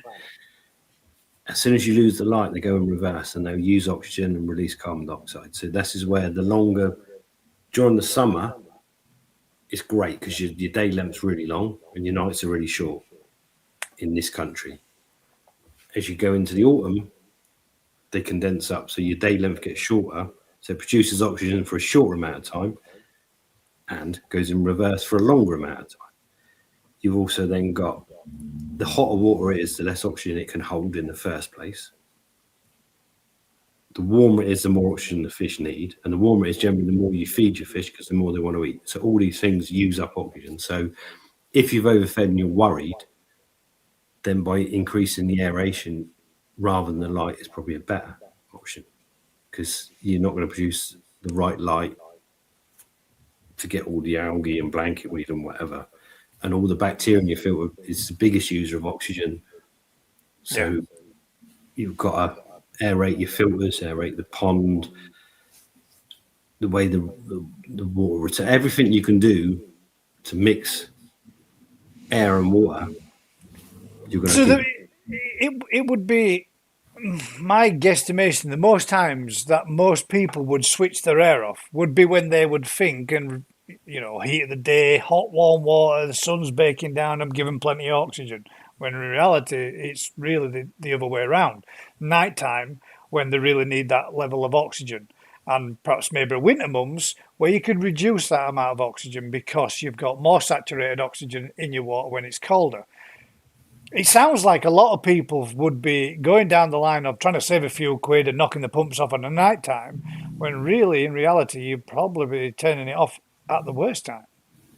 But yeah, but that's a lot of time. And also at night, the amount of times we hear, I switched the waterfall off because it's quite loud and my neighbours don't like it and I don't like it, whatever. Yeah. So that agitation of water when they really need it, at the time they need it, is when it's shut down because everyone's got their windows open because it's warm. They can hear the waterfall. They can hear So this is where aeration is better because it's kind of silent, isn't it? So you can run aeration in your filters. You can run aeration in your pond without upsetting all your neighbours, or you can. But yeah, the hotter something is, the more oxygen you need, and the less oxygen water can hold. So you're already in a shit place. Yeah. And just switching it off. With turning something off or feeding more, you're in a really shit place. So really, 24/7. Stop trying to save 50 pence. Because at the end of the day, you really need it throughout all day and night, and give them as much as you possibly can throughout the summer heat. And if you were really in a situation where you're thinking, well, I need to cut costs, whatever, you run it at night. You run all your aeration at night. You have to keep the water moving 24/7. But if you've got an air pump and you think, well, I can't really. You shouldn't be in that situation, but if you were, run it through the night, not the day. Yeah, that's what I was trying to get at. If you needed to, bear with me. I've got a leak. oh. It's not through the roof. Oh, sorry, I've just already put that one up. And there was another one up that was up there earlier on.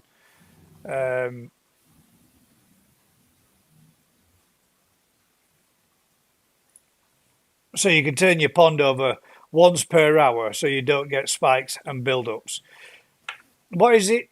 Longer dwelling time, the more that your filtration is going to do. So, I mean, ideally you want to be turning it over once every hour or something, or once every 2 hours, I believe. Once every 2 hours or something like that. Something daft to get the best out of it, to make sure that your filter's doing what it's doing. I believe. Was there any more that I've missed there? So, right, there we go. Is clay a good product to use regularly to replenish the pond's water?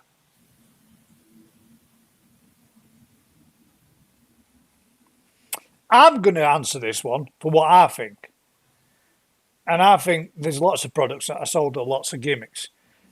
And if you really wanted to replenish all those things within your water, you could probably do it by buying yourself bulk products to replenish your water and giving your fish everything that they needed or required without having to buy a powdered clay form to put it in and cloud your water up with it as much, because that's what Rick does. Rick don't go out there and buy a clay product with everything in it that your fish require and your fish really need.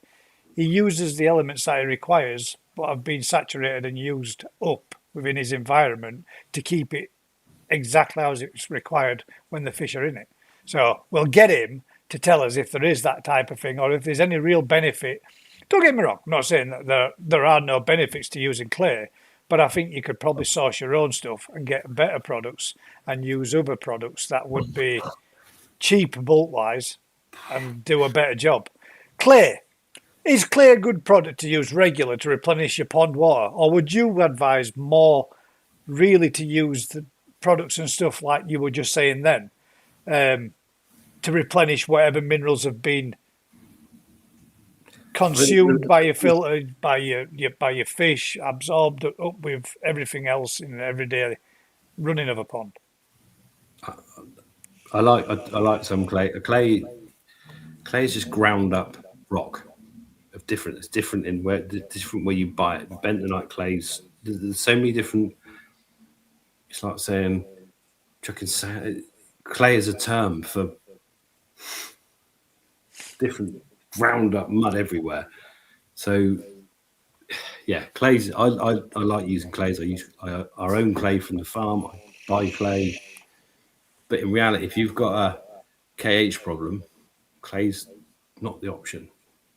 If you need to replenish calcium hardness into your water, you need something that's going to do it quick. Be it oyster shells, long term. Be it reuse dolomite, which is basically chalk from the Italian Alps, I believe. It's got more magnesium in it than your normal chalk. We need magnesium in our water because we've got no magnesium in our water. So it's an element that things need to live. So we put it in our water to boost it.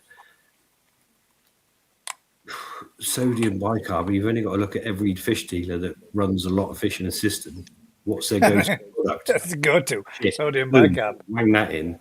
Sodium, it's carbonate hardness. It's what the bacteria in your filters need to work. Yeah. So, yeah, there's nothing. I like clays. I like different, but basically, you're buying a tub of something they've just dug out of the ground.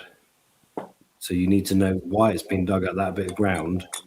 For that was my point that I was trying to make, Rick. That you could buy all those elements in powder form and make your own version of the same thing.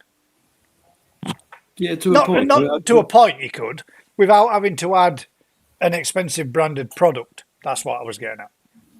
It's just quite mad that you can buy a kilogram of clay dust There's just Wait. get the crowd on them. But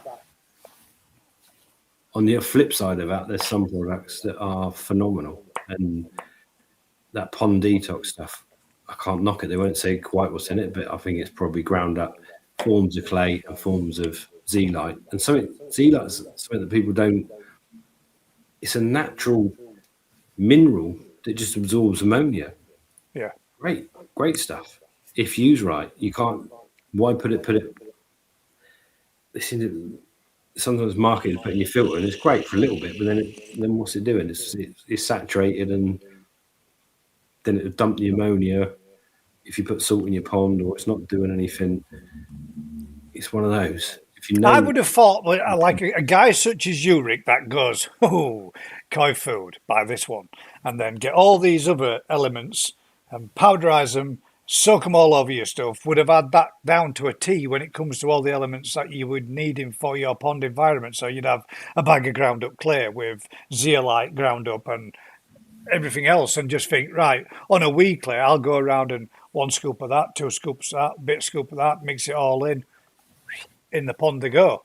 I'm guessing not then. So you actually go out. You can't, because the problem with that is the cost of it all.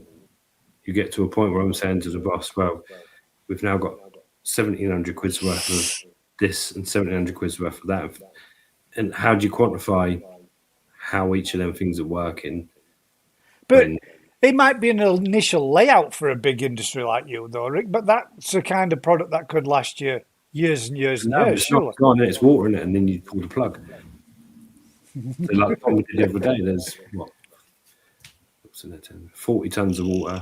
If I've treated it, got all that water lovely jubbly, but now the algae's got to a point where I'm not happy, or the only thing I can do is just pull the plug. So in the long run, it would work out cheaper for you to buy a pre-made product than to do it in that manner. That's surprising. I don't buy a pre-made product. I do it myself. But what I'm saying is not as easy as at the start of the year with all good intentions. You tend to do that, and as the year goes along, you start dropping ponds and just refilling them with your base water. Yeah, and haven't got after stuff. But a lot of yours, like you were saying, you got a lot of natural water, haven't you? So your natural water contains a lot of those elements anyway, doesn't it? No, it's not. It's shit. Well, no, it's not shit. It's good for growing. Like in Japan, the water they use for their mud ponds is so soft, so great for growing fish, but it's completely unstable if you try and push it too far. So tap water for us is a lot more stable, but a lot more expensive, isn't it? We don't. If we'd built the farm with hindsight, we'd build it on up in Winchester on the nice hills and have a borehole and have rock hard water coming out. But even then, at college, so they used to take the water out of the chalk aquifers, great water, but they have to put it through a massive degassing state. They had to do so much with that water to make it good. The water's good, but it had issues for raising fish. So they had to do more stuff with it. And the costs involved with doing it. What it that said fish keeping simple, because it is simple for a few fish, but once you multiply stuff up, it starts going less simple. Isn't the real benefit then to adding it just to your pond with a few fish as opposed to a ponds like you've got with 200 or 300 in? Well, everything has benefits, doesn't it? It's just, do you need to do it? Are you doing the right thing? Are you adding 90% of what you're adding might be doing nothing, and the 10% that you need, you could have just brought in sodium bicarbonate for £5 or whatever. I suppose it's whatever element that you're trying to replenish then, yeah? People love buying stuff though, don't they? Oh yeah, 100%, mate. We're a nation of throwing things away, so we definitely like buying shit. So, I mean, everybody likes to tinker, don't they? Everybody likes to add a little bit of this, that, and other to the ponds. They always do. And there's always going to be. Can I give them a better environment? Do that is the food, isn't it? The food, you can add those elements to the food. You can add those color enhancers to the food. You can add those attractants to the food. You can add those. The food is the one thing you give your fish every day. Yeah, so you could. Biggest impact with your pond, water quality, everything about muscle development, everything about bone structure development, everything about getting the color and the quality is the food. Yeah. So picking a good sourced food with a lot of those parts in them, you're already feeding them within the balanced diet. Yeah, you should do. If the food's good, most of the time, you shouldn't have So an issue. no, yeah. So no peaches and creams, guys. Could be the best food out there. Could be, could be. I'm not Could be. saying it's not.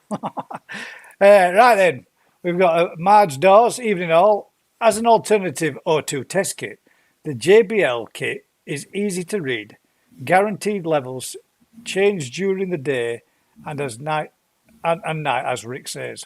So there you go. There's an O2 test kit that you can get from JBL. Yeah, this is the problem. So the drip test kits, Tetra do a really good one.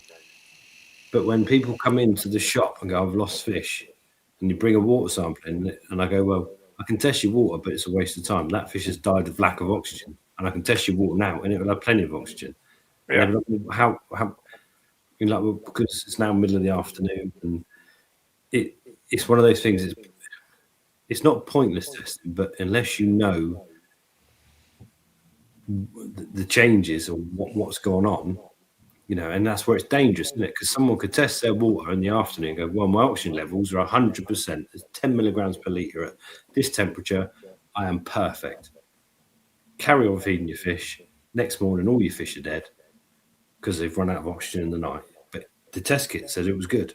But the test kit was good then, not then. Yeah. And if you don't understand that, then what's the point in testing for something that can change? And fluctuate all day. Well, yeah, it will. To a degree. From 110% supersaturation. But your pH does the same, doesn't it? Your pH fluctuates throughout the day. It's just the same. Not quite to the same level, but yes. No, but yeah, there's still a fluctuation. We've seen people send in charts, haven't we, where pH levels have risen up in the night, during the night, and then they've come back down again throughout the day and been slightly different within a 2 to 3 hour timescale from each reading. If you've got a little bit of ammonia in your water and you do a test, you go, well, that's acceptable. But then later in the day, when your pH climbs, it's not suddenly that level of ammonia is suddenly not acceptable. It becomes a lot more dangerous. Yeah. So this is the problem. You can't, they all go hand in hand and they all change. So which is a lot of the reasons why a lot of people have problems in the summer months, because they start banging more and more and more food in, and then you get more and more spanks. Filtration and filters aren't allowed the time to catch up to be able to deal with all that extra ammonia, and then you end up with issues from that following suit, because you think, oh, fish are so hungry, just get some food into them, and then obviously they start producing a lot more waste and producing a lot more ammonia, and everything starts to take a dramatic effect on your filtration system. It's better to slowly increase that feed so your filters catch up with it, and then again probably slowly back off. But in most people's ponds, the number and weight of it is negligible, and it shouldn't be an issue. I mean, if you were going from beginning back into spring, only feeding once in the morning, once in an evening, and then all of a sudden the very next week you turn around and put 6 feeds a day on, that's going to be a dramatic increase, isn't it? Just because it's got a lot warmer, your fish will eat it, but the fillers go, oh yeah, the fish will definitely eat it, won't they? But how much of an effect does that on your filtration? Better to build it up to 3 to 4 over a day to 3 feeds, another couple of days 4 feeds, another couple of days 5 feeds, than just take that massive jump, surely. 100% it is, yeah. Yeah. And you could also probably work out the temperature of the water, how quick the bacteria will multiply, to how much you can increase the amount of food. There's probably an equation out there. It's someone that knew what they're talking about could tell us. 16. Nearly 18. Right then, myth or truth? Bicarbonate makes your coil lose Benner. I don't know how you're talking about long term, maybe, but short term, definitely not. And I suppose that would be the difference between soft and harder waters. Softer waters being better for Benny, harder waters being better for Suma. Yeah, again, loosely speaking. But yeah, I think that the bicarb, the only issue, the side effect with bicarb, you use a lot of it, is you put a little sodium in the water. It's a better product then, alternatively.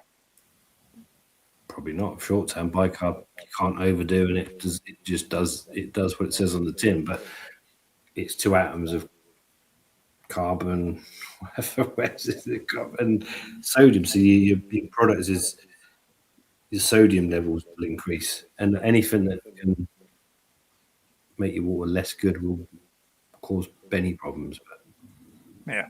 I'd say generally that is an absolute myth. But if you humped shitloads in, Then maybe not so. enough to cause problems, then there could be an element of truth in it. But yeah, the fact is, if your cage is low enough and your filters aren't working, you will lose bedding a lot quicker with your water going to shit than you will. So Colin's one then. Question. The Colin's question is, where the fecking hell is Matt? Sorry, that was an additional question. Question, let's make it simple. A 20k pond, how many air pumps times litres would be ideal? So 20k water, would you need a 150 litre pump or more?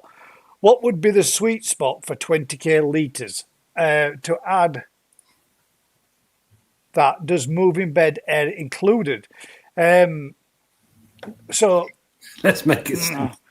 Let's make it simple, then make it complicated at the end of it. Well, your moving bed consumes your oxygen so that your bacteria can do what it's doing. So that's already taking what's within it. So you need to not only aerate your moving beds as a separate source, that's what I do, and then aerate your pond with another separate source so that you're getting as much oxygen in your main body of water and as much aeration into your filter so that your filter can do its job as well as. That's what I do. But what would be a good amount of 150 litre pump or more be needed for a 20k litres of water? I get sorry, Colin, mate. I can't. It depends on how you're diffusing the air into your pond. The smaller the bubble, the better, more effective it is. So you can. So this, I see, it's all relevant on the end of this. It's all relative. At the end of the day, you could be using 150 litre air pump and not making a dog's dinner of it, or you could be using it in a way that your pond's 100% saturated with oxygen all the time. The depth you put, again, the shape of the pond. So the deeper the air stone is, the more contact time you've got with the air bubble to the surface, passing through the column. So you've got, and the smaller the air bubble is, the more effective it is. So if you've got salt in your pond, generally the air bubble will be smaller because that's how life works. Don't ask me. So if you use a very fine diffuser and you've got 0.3% salt in your pond, you'll be getting a huge amount more oxygen from that air than you would if you're running a shitty Chinese stone that goes blah, blah, blah, blah. And just comes out with just 2 or 3 big bubbles to the top. So the quality of the diffuser, the depth you've got it, and again, yeah, there's so many variables to that. That's not simple. So sorry, Colin, we can't make it simple because there's so many variables to it, which makes it not so. Actually, we should get matey aqua aeration. I don't know if the difference between running an air pump with good quality bubble size and a fountain putting droplets of air into the atmosphere and coming down almost like a mist. I don't know which is more effective. See, because the aerations, whatever that company that you were just saying, that their stones produces such fine, tiny bubbles. Yeah, so they use a leak pipe system. Yeah, we used to use rather than a stone. But ceramics, you get ceramic stones that produce really fine bubbles, but you also get cheaper stones that produce big bubbles. The bigger the bubble, if you've got lots of big bubbles and it looks like a jacuzzi, you ain't doing jack shit. You almost want it like a Venturi where it goes in and then you can't almost. It's a rally going on. He agrees as well. So if the bubble's so small, it almost looks invisible. You know, you get when a Venturi goes in, you get a line, and it just You keep talking about it, Rick, and I'm going to see if I can find the Venturi system on a little video that I have seen, and the amount Venturi's of great, but there is a downside to them. The fact that obviously you're paying to run a pump to push X amount of water, and you buy the more low wattage pumps you buy that push all this water. As soon as you restrict the flow, you restrict the amount of water they're pushing. But you have to restrict the flow to get a Venturi to work. That's how they work. So yeah, there's not, Colin, mate, it's not simple. You need to ask this new special guest that's coming on whether a fountain, a fine diffuse bubble, or a Venturi gives you more oxygen per litre. Just to give you an example there, that is like what a Venturi system can look like when it's blasting out shit tons of oxygen. And the amount of bubbles that you can see across the bottom. Oh, you shithead. Let me just skip that forward to the bit where it shows the test of it again. The amount of oxygen you can see that's going there, even it's stuck all over side at ponds. But you can see, look, it's all over the floor everywhere. The oxygen bubbles are literally all over the place. Super chat. Then there's another problem with Venturis is the depth you can use them at. Yeah. So whereas you can drop an air stone down to 6 foot, Venturi really is about 6 inches. Yeah, because that pond that he does that in is a very shallow pond. Yeah, so basically because of the depth, the back pressure, you can't beat a good air pump pushing for a good diffuser. What he just said. It wasn't simple, Colin, and I can't. A good diffuser, a good air pump, as deep as you can get it,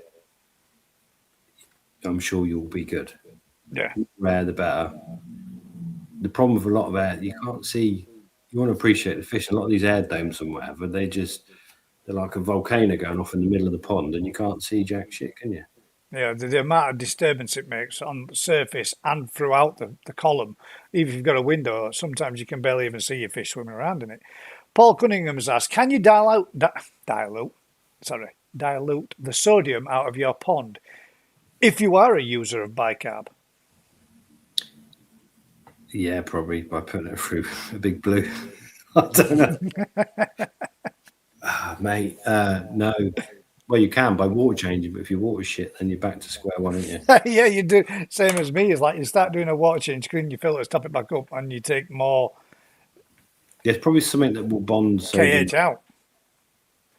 It's not something to worry about, Paul. Mate. He's worried about.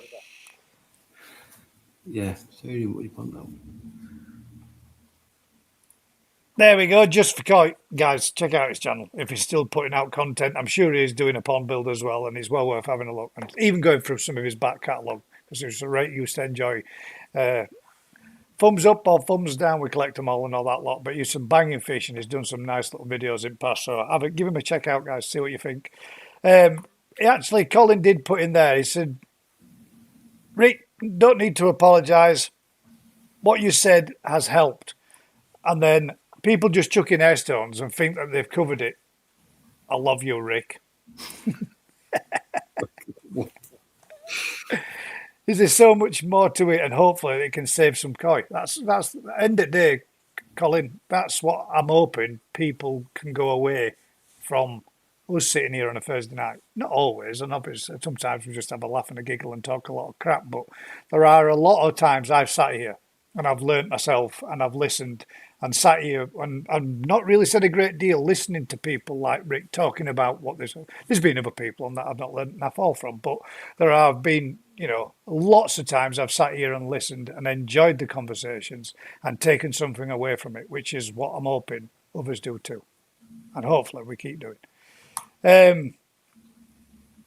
I have 3 spin drifters. Weirdly, on that point, the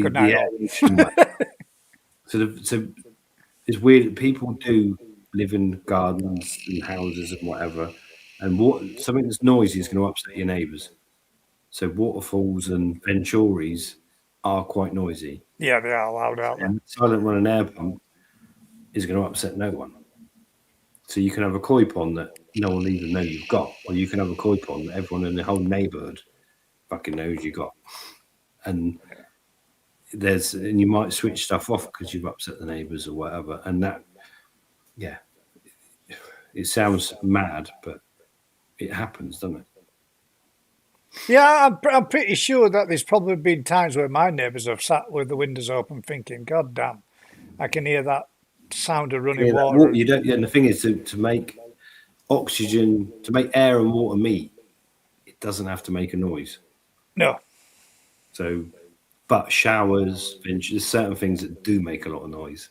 Yeah. And there's ways of doing it. Because you might get that person, like we mentioned and talked about the other week, that comes out there and does something.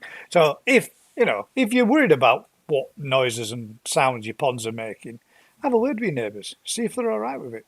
Because at the end of the day, it's better to talk through and make some alterations if you can than to run into the kind of trauma that gentleman must have done when he came out to find that all his fish are being killed by him putting some chemical in his pond. And the guy that was so upset he had to do that and end up in prison. Well, yeah. I mean, at the end of the day, it's, everybody has a breaking point for some reason or another, don't they? So, he's still a twat, but there might be reasons behind it. David says, Gaz, I've learnt loads from your streams, miles better than the others, mate. Thank you very much, David. I appreciate that. What others? There's no others. The sound, I think this as well. This is my opinion. I think that there's nothing better than the sound of running water. At the end of the day, we all go to countries to sit at the side of a beach and listen to the sound of moving water. So to have something which is scientifically proven to be more relaxing within your garden, I find it a bit difficult to find out. Most people would find it disturbing. But, we're all different, aren't we? So that's just because you like the underwater lights going beep, beep, beep, beep. See, that's one thing I would never do. I mean, what's your opinions in audience? What's your opinions of putting in this type of, can you see that? This type of lighting within a pond? Do you think you should have that type of stuff going on and have it lights on constantly in your pond? Or do you think your fish should have like a natural daylight cycle and go on and off with the nature's lighting? I must be remembered that the only 20% of the air going through air pump is oxygen. 21% if you're lucky. Yeah. But that's the thing, isn't it? You pump in air and get loads of air, but actually it's mostly nitrogen. I feel bad for the neighbours when my showers come on because he used to have two big Momentaro showers and they were stood at the side of his pond on the back wall. And I've got to admit, I bet the crashing sound of that was quite loud when you've only got a Japanese fish house and you record something. You can't hear shit, can you? And you think, shit, imagine that at night trying to sleep. That's not unnecessary, but it is unnecessary in your garden pond. If you've got neighbours, be easy. Get rid of neighbours. Hopefully the flow friend is back up and running next week. I tried to film what's going on. In Germany, they use pure oxygen. Well, I mean, imagine what it must be like and the expense of having to put pure oxygen into your pond. I've known that, it happens in certain places in Japan, it happens in certain wholesalers. Finer the better. Yeah. And although it might not look too fine when it hits the surface, the smaller the bubble from the bottom of the depths, the more contact time that bubble's got with the water to release oxygen or into it, as it rises through the column. Yeah, it's like anything, isn't it? It's a million small bubbles have got a much bigger surface area than 1,000 big bubbles. Yeah. It's in totally different. And if you could, the deeper down they are, the longer they've got, the smaller they are, so the more contact time you got. You could even put a dome over it and increase the pressure. And at that point, you're really good. That's something we didn't get about. So thunderstorms, a lot of people have problems. Pressure makes a difference in the amount of oxygen in your water. So the greater the pressure, the more air, the more oxygen and air is being forced into your pond. So if you live somewhere near sea level, you've got more pressure in your pond than you live up a mountain. And if we have a serious low pressure when a thunderstorm comes in, generally it's hot, it's humid, and then you have a low pressure. So the amount of oxygen your pond holds decreases because of the pressure, as well as the heat and everything else. And it tends to happen at night. And if you're going to have a power cut, quite often it comes on with a thunderstorm. So that is another absolute. That is what. Yeah. That is going to be like what you were saying before, isn't it? It's that time when it is the perfect storm. But yeah. High temperature, low oxygen, low pressure, power cut. Fed the fish really well because it was lovely in the afternoon. All my big fish are dead. Yeah. Scenario.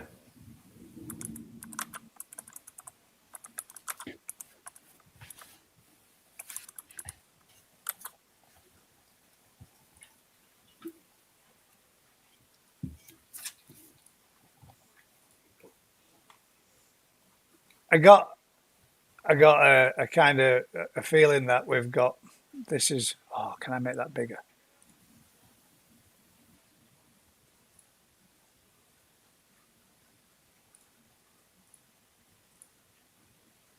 Can I make that bigger?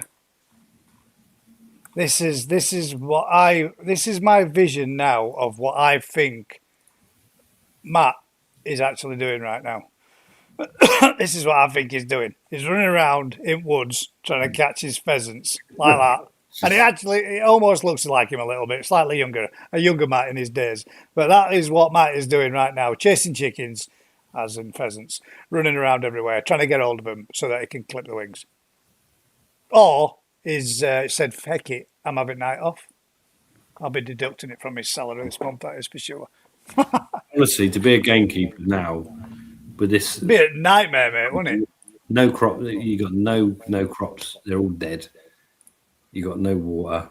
It's pond where 4 years ago we did 6,000 5-inch fish. They went in the spring and we harvested them in the autumn, whatever. It's about half an acre pond, 6 foot deep. It's bone dry. There is not. It is bone dry.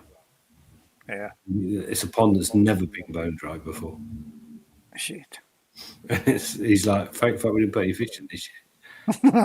That's the one at the bottom of it. Well, his secret one that you. It's on the chute. It's a lovely pond. Not last season, the season before, where you got it all cleared out and you were gonna stock it. We do a few times. We've had 2 good results, and then the weed. It's like any pond. The more times you use it, the worse it gets. Yeah. And now it's dry. Good job we did. Yeah, it is. But would you have been able to have topped that back up and keep it maintained? Oh shit! The spring that feeds it has dried up. So it is dry. There's nothing he could have done. So had we had a load of fish in there, would have been trying to rescue them a few weeks ago in the last bit of water. But I've got to bring this one up. Gary's Kai says, my wife is irritated by running water when I have to get up 4 times a night. Drink more, mate. Get up 6 times a night. You should go see your doctor, mate, and have a prostate test and make sure there's nothing else that's wrong if you're having to get up 4 times a night, mate. Love the glove. Or go to bed later, get up earlier. Yeah, get up earlier so you don't have to go as many times throughout the night. It's actually, yeah. Ollie says, I use pure oxygen to drive my ozone. It's brilliant combination. Good evening, Ollie. Hope you're well, mate. Right then. He's got understanding, and pure oxygen costs a bomb. Yeah, so, that's not cheap, is it? To be putting. You wouldn't want to be putting it in your pond, would you? Not in an emergency. So we had a massive research system that the emergency backup was solenoid valves on 2 massive oxygen bottles. So obviously they've got special diffusers, and they ran for 24 hours in the event of a power cut. And one Christmas Day was the only day it wasn't checked. And Boxing Day, when it was checked, we had like 2,000 dead 12-inch fish because it did its job and then run out of oxygen. And the one day, it's again a perfect storm. The one day of the entire year that it wasn't checked. Oh, you can buy an oxygen generator. You can buy anything, but they're not cheap. No. And to the funny man who sent this one in, I will show this one as well because this did give me a good giggle and I saw it at work as well. Somebody sent this one in saying, Gaz, is this you when you were a kid?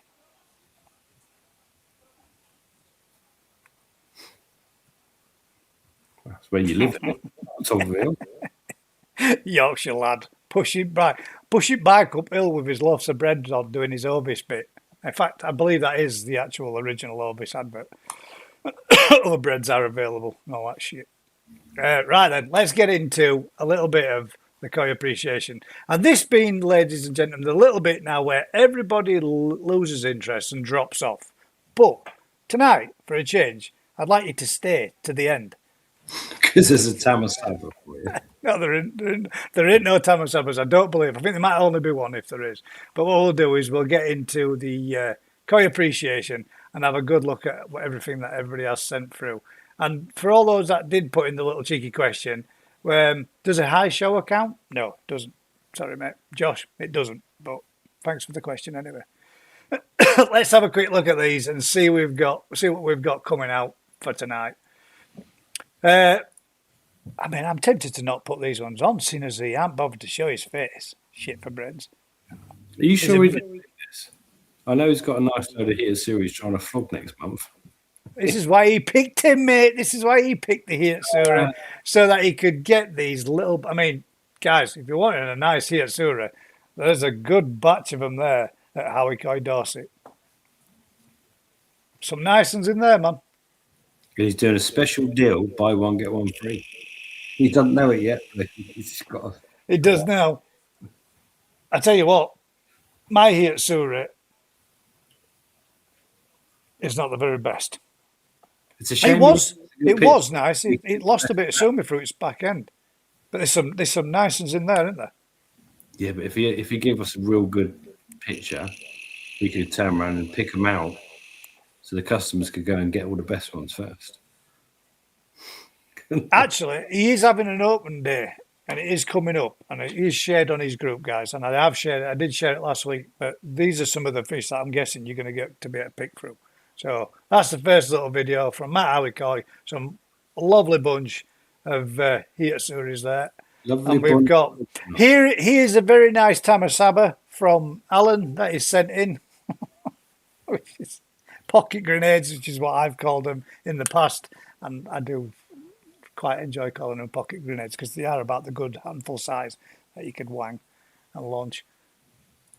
So well spotted, Alan. I like the fact that you sent that one in. This next one that we've got then is going to be from Sally. And look, we've even got, affect me, that nearly deafened me then wearing this headset. That was loud. But we'll go full screen. There we go. I'm going to guess, knowing Sally, that this is probably a Ginrin Hiyatsura and is probably from Rick at New Forest Koi. But we'll check in the comments afterwards and see if she's put one in. That is what? It's not bad. There's a few maps I might have picked over it. But that's not bad for a first one, other than nice.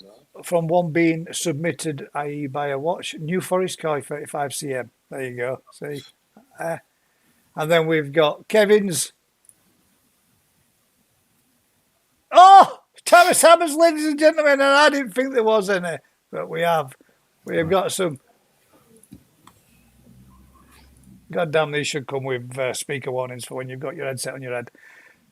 Look at that. Whole bunch of pocket grenades there. Lovely. I'm hoping that this is a gentleman that actually asked to do Tamasabas as well. So up to press, you're winning with your selection of Tamasabas because I didn't bother to film mine, but I do have a shot with them. I'd like to know what a fancy goldfish person thinks about Tamasabas. you've got Calicos, Ryukins, you've got all sorts of stuff going on there that I should think if that was someone sharing us koi, they'd be like, what are you doing? You've got so many different varieties and crossbreeds that I don't know what makes any of them a Tamasaba. That's the thing. I don't personally know as of yet if there are actually a definite true line, because you can buy Tamasabas and then they grow when. That's what I mean. Good Tamasaba should be single-tailed, high-backed, patterned, but you get all sorts. I don't know. Some people, I don't know. Jeff doesn't have any Hiatsuris to show us this evening, so never mind, mate. This one, again, now is from Paul Windmill. Oh, God damn. I'm going to have to turn my sound on a little bit because that's going to burst my eardrum. I think Hiatsuri could be one of the most pattern-dependent varieties there is. Yeah. And that's got a pretty good pattern. It has got a pretty good pattern. Now, what's your opinion, Rick? Do you like to see them with a little bit of colour in the pectorals, or do you prefer them to be pure black? Or a bit of colour in the tail, or be pure black? Dorsals and I like to see them mostly black with a bit of stripe. Got to have a good head pattern. Good sort of checkerboard. That's a decent fish, that. That's pretty good. That is pretty good. It's a nice pattern. And it's not too sooty, because normally you get a lot of sooting in and out of these areas of the Benne, where the black's kind of speckled into it, which is not so appealing. But there's also another thing we hear at Suris, and all quite prone and common to a twisted mouth, aren't they? Which is one thing you should always do when you're looking for them. And this come from a top show judge who told me Daz and Vicky when we were down there and we were picking some, that you should always turn them over and check out the underside of the fish's mouth, because they do quite often have a twisted mouth. Not normally noticed from above until you turn fish over. The problem is you've only got very few lines. The same with Shearer, isn't it? You've got Shinoda's. He's got a couple of lines. That's about it. Where else you go for Hiatsuri? There's not. They're quite inbred. Again, this I'm going to go back let me just check that. So the first one, Hiatsuri from Matt Halikoy. Can't remember the breeder. Matt can. He's not here. Sorry, mate. Paul Windmills again, 30 cm from New Forest Koi, and his next one's from New Forest Koi as well as. So let's go back to the video. This is one that Rick's bred. It's not as good as the last one, is it?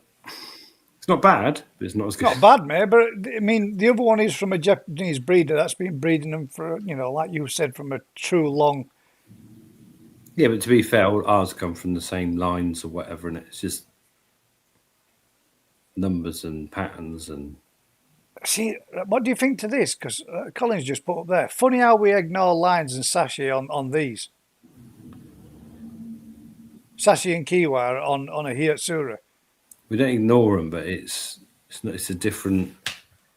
Mad, isn't it? How there are different differences between varieties. If it was a Kaku, we'd be ripping it. You look at it because they're more refined. Yeah. But on Hiatsuri, no one's spent. If you think there's probably 100 breeders in Japan that have spent 100 years refining Kahaku, and yet there's 2 breeders that have spent 20 years refining Hiatsuri, it's different. Yeah, different. Shit. That were us. You got to see us twice. And this is his third one. Well, that's a kin. That's metallic, isn't it? Yeah.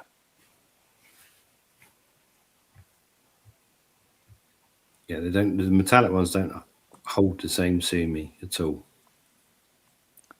But again, though, Rick, I mean, Hiatsura is one that always tends to drop its sumi really quick when they get them in bowl as well, don't they? When it comes to photo, and it might have looked absolutely immaculate through its head pattern in there, compared to what it does now. It's when it's in a blue bowl. They don't tend to like it so much, do they? Being bowled up. No, and drop the sumi. Ones are bad, but yeah, the metallic ones are terrible for it. But yeah, it's a sort of fish that looks good in your pond, and then you put it in a bowl and go, oh. Is that the bit where that fish looks nice from afar, but far from nice? Yeah. I'm not meaning that particular fish. I mean just for that saying. Well, all of those metallic ones are a nightmare for it. Yeah. Some homebred tamasaba. Oh, here we go. Sorry, guys. There are tamasabas I didn't realise are even in here. They're pretty damn good. They're high-backed. Colours are a bit weaker, but again, depending on the environment. They're like the calico ryukins, isn't they? Yeah. I don't understand. How's that not a calico ryukin?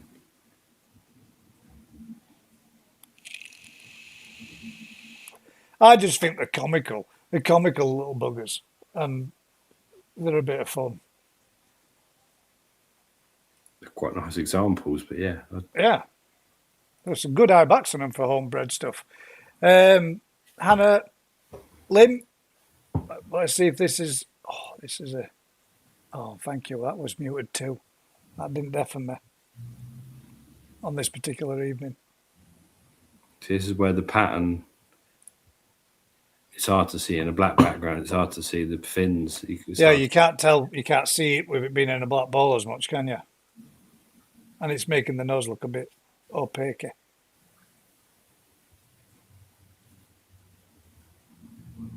So there's a perfectly valid, good reason. The penny's clean on it, isn't it? It's got a few little bits. Yeah, it is. But a blue ball does make a massive difference. When you see that in a black ball, it's a lot more difficult to see the head and the nose of everything because it's got a black tip nose on it. Still bloody swimming footballs. I agree, Vince, they are. And that's how big I want to get one. I want to get one of mine to get to that kind of size. I think it'd be cool. Unless it blocks my drain like it has done for other people in the past. Our little boy picked this one from Hannah. Is that the same one? Yes. Sorry. I want to put that one back up again then. Right. Tom Churchill. Is this a still? That's a shame. That looked like that were a nice fish too. It'd be nice to see a video of that one moving, Tom. But again, that's got a good body. It looks nice, big, thick peduncle on the back of that. Chunky fish. So far, secret, but best. Yeah. But without seeing it moving, it's hard, isn't it? Yeah, it is. Alan Days. And this is going to be Alan showing us one from afar, but I understand as to why, because he has had some issues in his pond. So try not to net them up, but we still get to appreciate a decent pattern fish. And clarity on that water's banging, mate. But everything else is in the way too. There we go. Yeah, I think that's where pattern. The pattern on that's not quite right, is it? It's too heavy around the front. It's too heavy around the head, isn't it? Because I'd like to see a less on there or a break between the nose, because it goes over the right gill plate, around the head and the nose, and back over the left. A full-headed pattern. Wouldn't be. Not saying you shouldn't have done. Nice wouldn't fish be one. there, isn't he? Yeah, nice. It's got some lovely fish in there. So I moved to the next one. Oh, Tom. Was it Tom's? It is Tom. Tom might have put them in a bowl with a video. He didn't. He just put them in for us to look at. Damn it. Let's have a quick look at. I was hoping they were moving. But there, look at that. Plenty of oxygen in that pond. There's a good example of flow, oxygen, and a well-stocked pond. And making it hard to see them. That's not bad. I hear Siri. It's not actually that bad now you see it top down, isn't it? See how crazy how we can go from a top-down view, from a side type of view, and see a much better fish from it. Because that pattern didn't look as... That looked bigger there, though, didn't it? It did, didn't it? Older footage. Newer footage. Yeah, he's got jump guards on this one. Let's see if he had jump guards on last one, because I know he's just recently fitted them. All right, detective. Let's see if we get to see the jump guards, if they're there, if we get to see side at pond.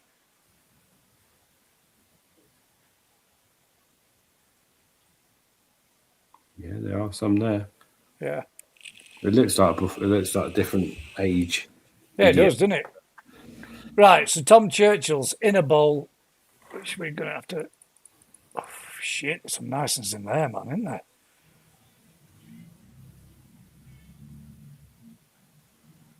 That's nice. And that. And that. And Oh, that. nice. They're all good out of them. Tom, that'd have been really good to see them moving around in that bowl, mate. Look at the penny on that, man. That is red, isn't it? But when you see them at the size of an Akamatsuba there as well in the bowl, let's make that a bit bigger so you guys can see. There's an Akamatsuba in there, which are nice and red, and those Hiatsuris are exactly the same colour, if not probably stronger. But nice fish there, Tom. Sally's a little photo still of a... It's the same one we saw in it. It's a big band across it. That's got a decent shape to it, Rick. That's got a decent body. It's nice, and it wants the head to be cleaner. That belly through the head is just suited up. Yeah, just a little.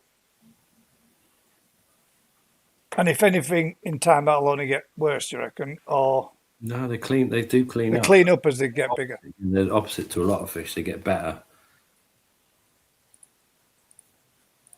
Yeah. Nice dark black fins on it though, Rick. And I think, let's just refresh. But I think that's it for in that little bit, but we have got another one that's been posted in. That's still 19 in there. So we'll go back from there, go back to us. Double check in the actual official post. In the official post. In the official post. I've had to start posting a separate one now just to show people. It just seems easier. But we've got 6 in here and all, but there might be. Yeah, there we go.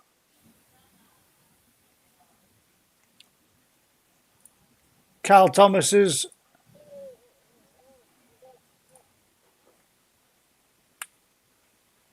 So that's a nice one and all.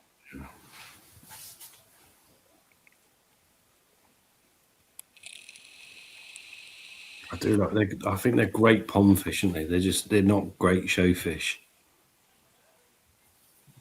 It's hard to get a really, really good one, isn't it? Because I do think we have a winner this evening, but I'm yet to show it. I'm gonna let it peak last, but I do think. Let's see what this one is. It's a dead Oh my God! There's a badger nicking one instead.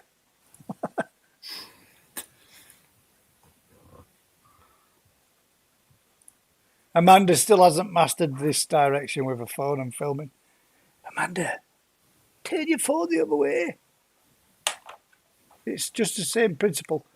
That's a nice one, though. That looks really good, doesn't it? That does look really good. That would have been lovely to see in a bowl. But I understand people not wanting to put them in a bowl. So if you don't want to do it and you're not comfortable with doing it, and you don't want to take a risk, then, as you are and as you're doing, it's perfectly acceptable. The sumi on that looks insanely good. Yeah, it does. And again, a real nice pattern, real nice head pattern on it too.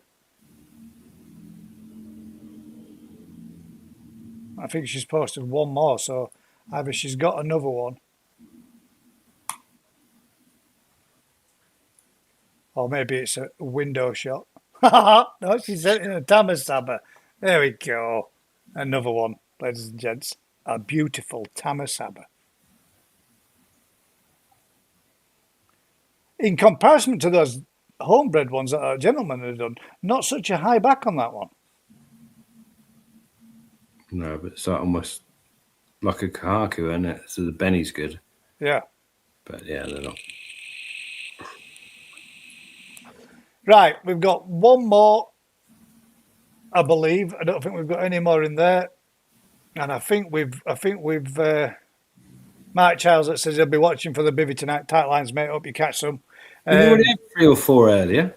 Should be We've got £30. We've got one more that's been sent to me this evening, which I personally think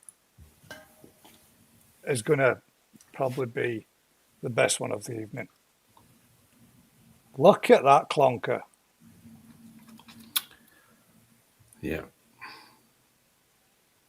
Got white in the fins, disqualify it. For a good-bodied, good-sized fish, that is pretty damn clean, man. And let's go to your next one. There's the same fish in a bigger bowl. I think that one takes it, myself, personally. Yeah, the only thing I don't like about that is the pecs, isn't it? Yeah. The pectoral fins on that. It looks like a male that's got... There's small pecks, aren't there? That's what I thought when I looked at it earlier.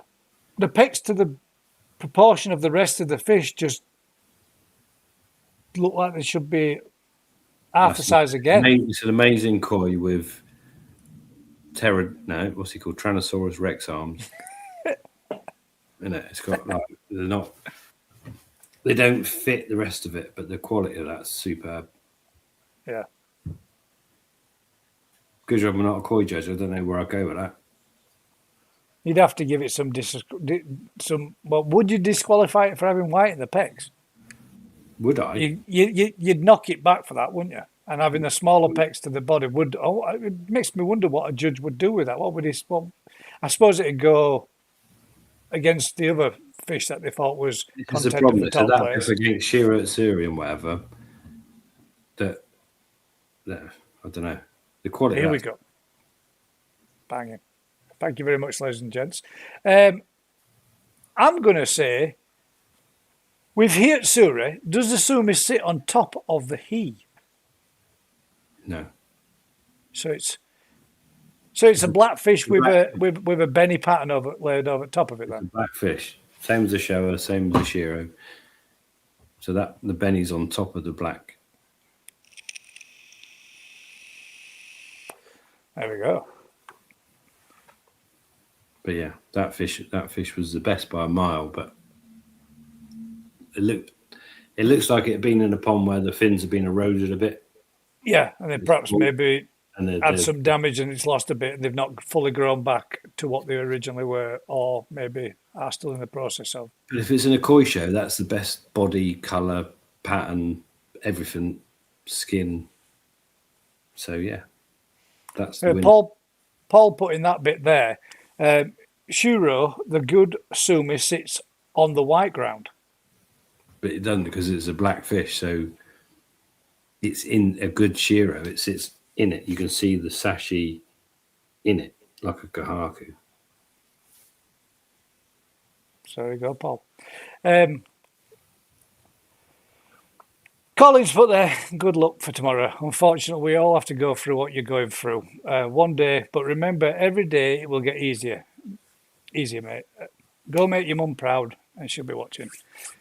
Do you know what, Col? Thank you very much, mate. I greatly appreciate that. And the one thing I will say is, for me, it's a chance and an opportunity to say as last goodbye. But I'm a person that truly believes in, and I always have done, that a life should be celebrated and not mourned.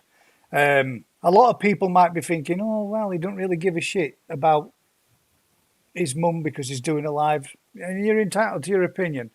But I know my mum, and I know my mum wouldn't want me to be sat there dwelling on stuff. I know my mum, her last words were to me, you're in a new job, mate, now. You're in a good environment. You're in a good place. You've got a good chance of getting the rest of your days out there. So keep your head down, knuckle down, and stick on with it. So my mum died within 2 days of me starting my new job.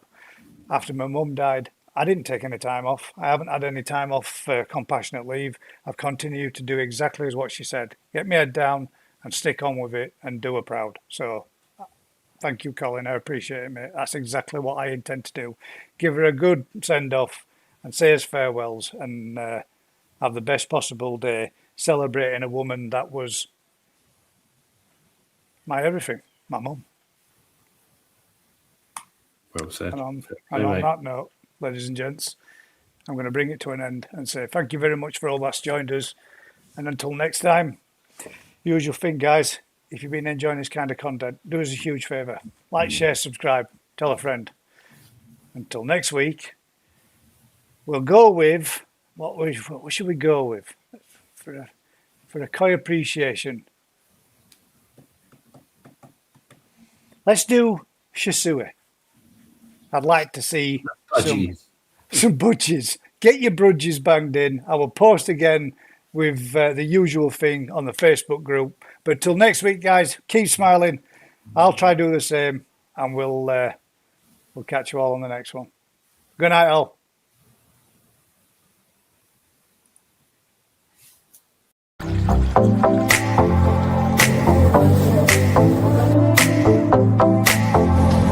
This has been one hell of an experience. Very nice.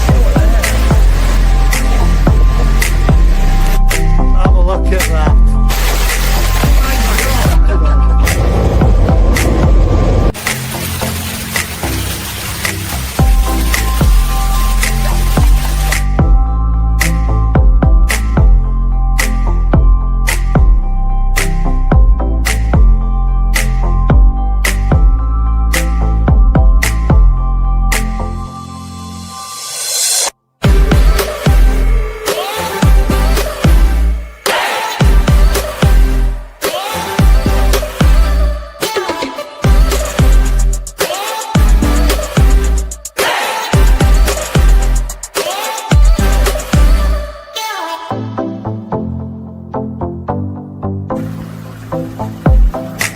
New change in the garden.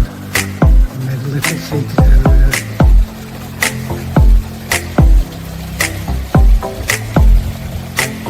Into the little bush. So you can sit inside and view the pond.